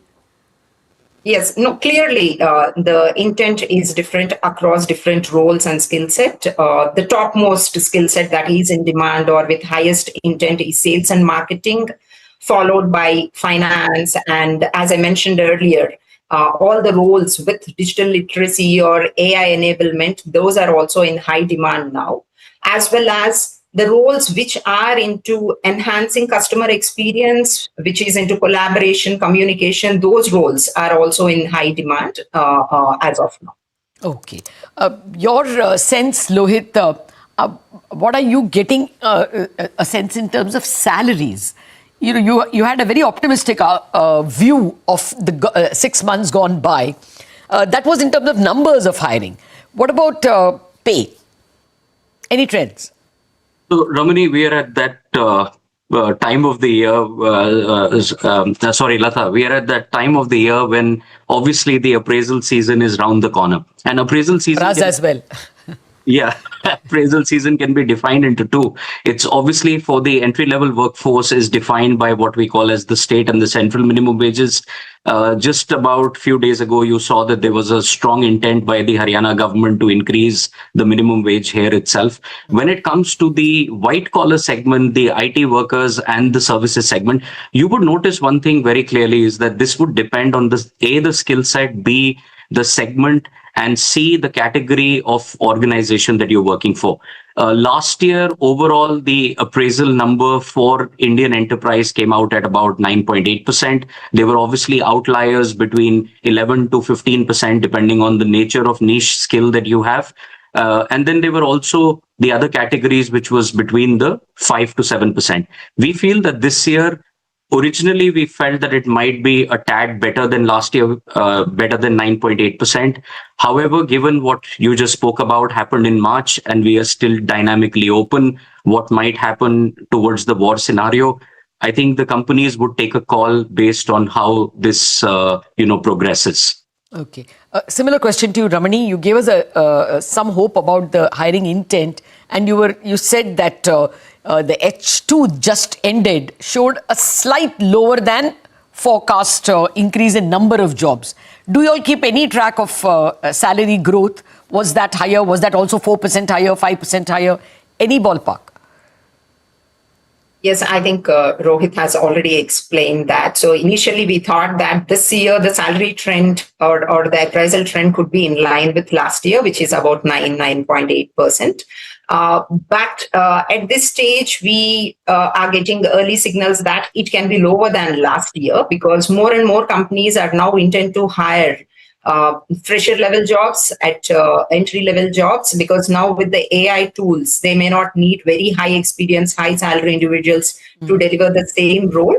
So that to some extent is also putting some pressure on overall salary hikes, as well as more jobs that we are seeing right now are into startups like e-commerce, quick commerce companies and healthcare pharma companies. So there the salary levels have been steady. Another interesting trend which we've been seeing that the number of new hires are steadily going up in tier 2, tier 3 places.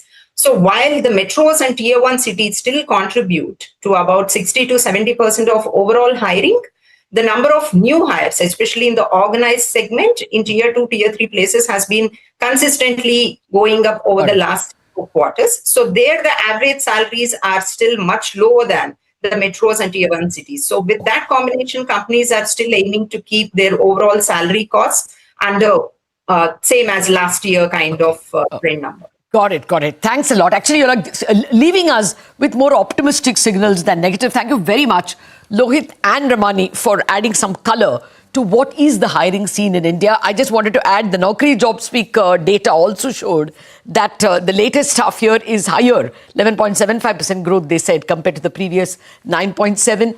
As well, the PLFS numbers, which is the informal sector, the entire country, there as well the unemployment rate has gone down. So looks like the job scene is not pessimistic at all. In fact, a bit optimistic. Wrap up on Bazaar on that note. Chartbusters coming up.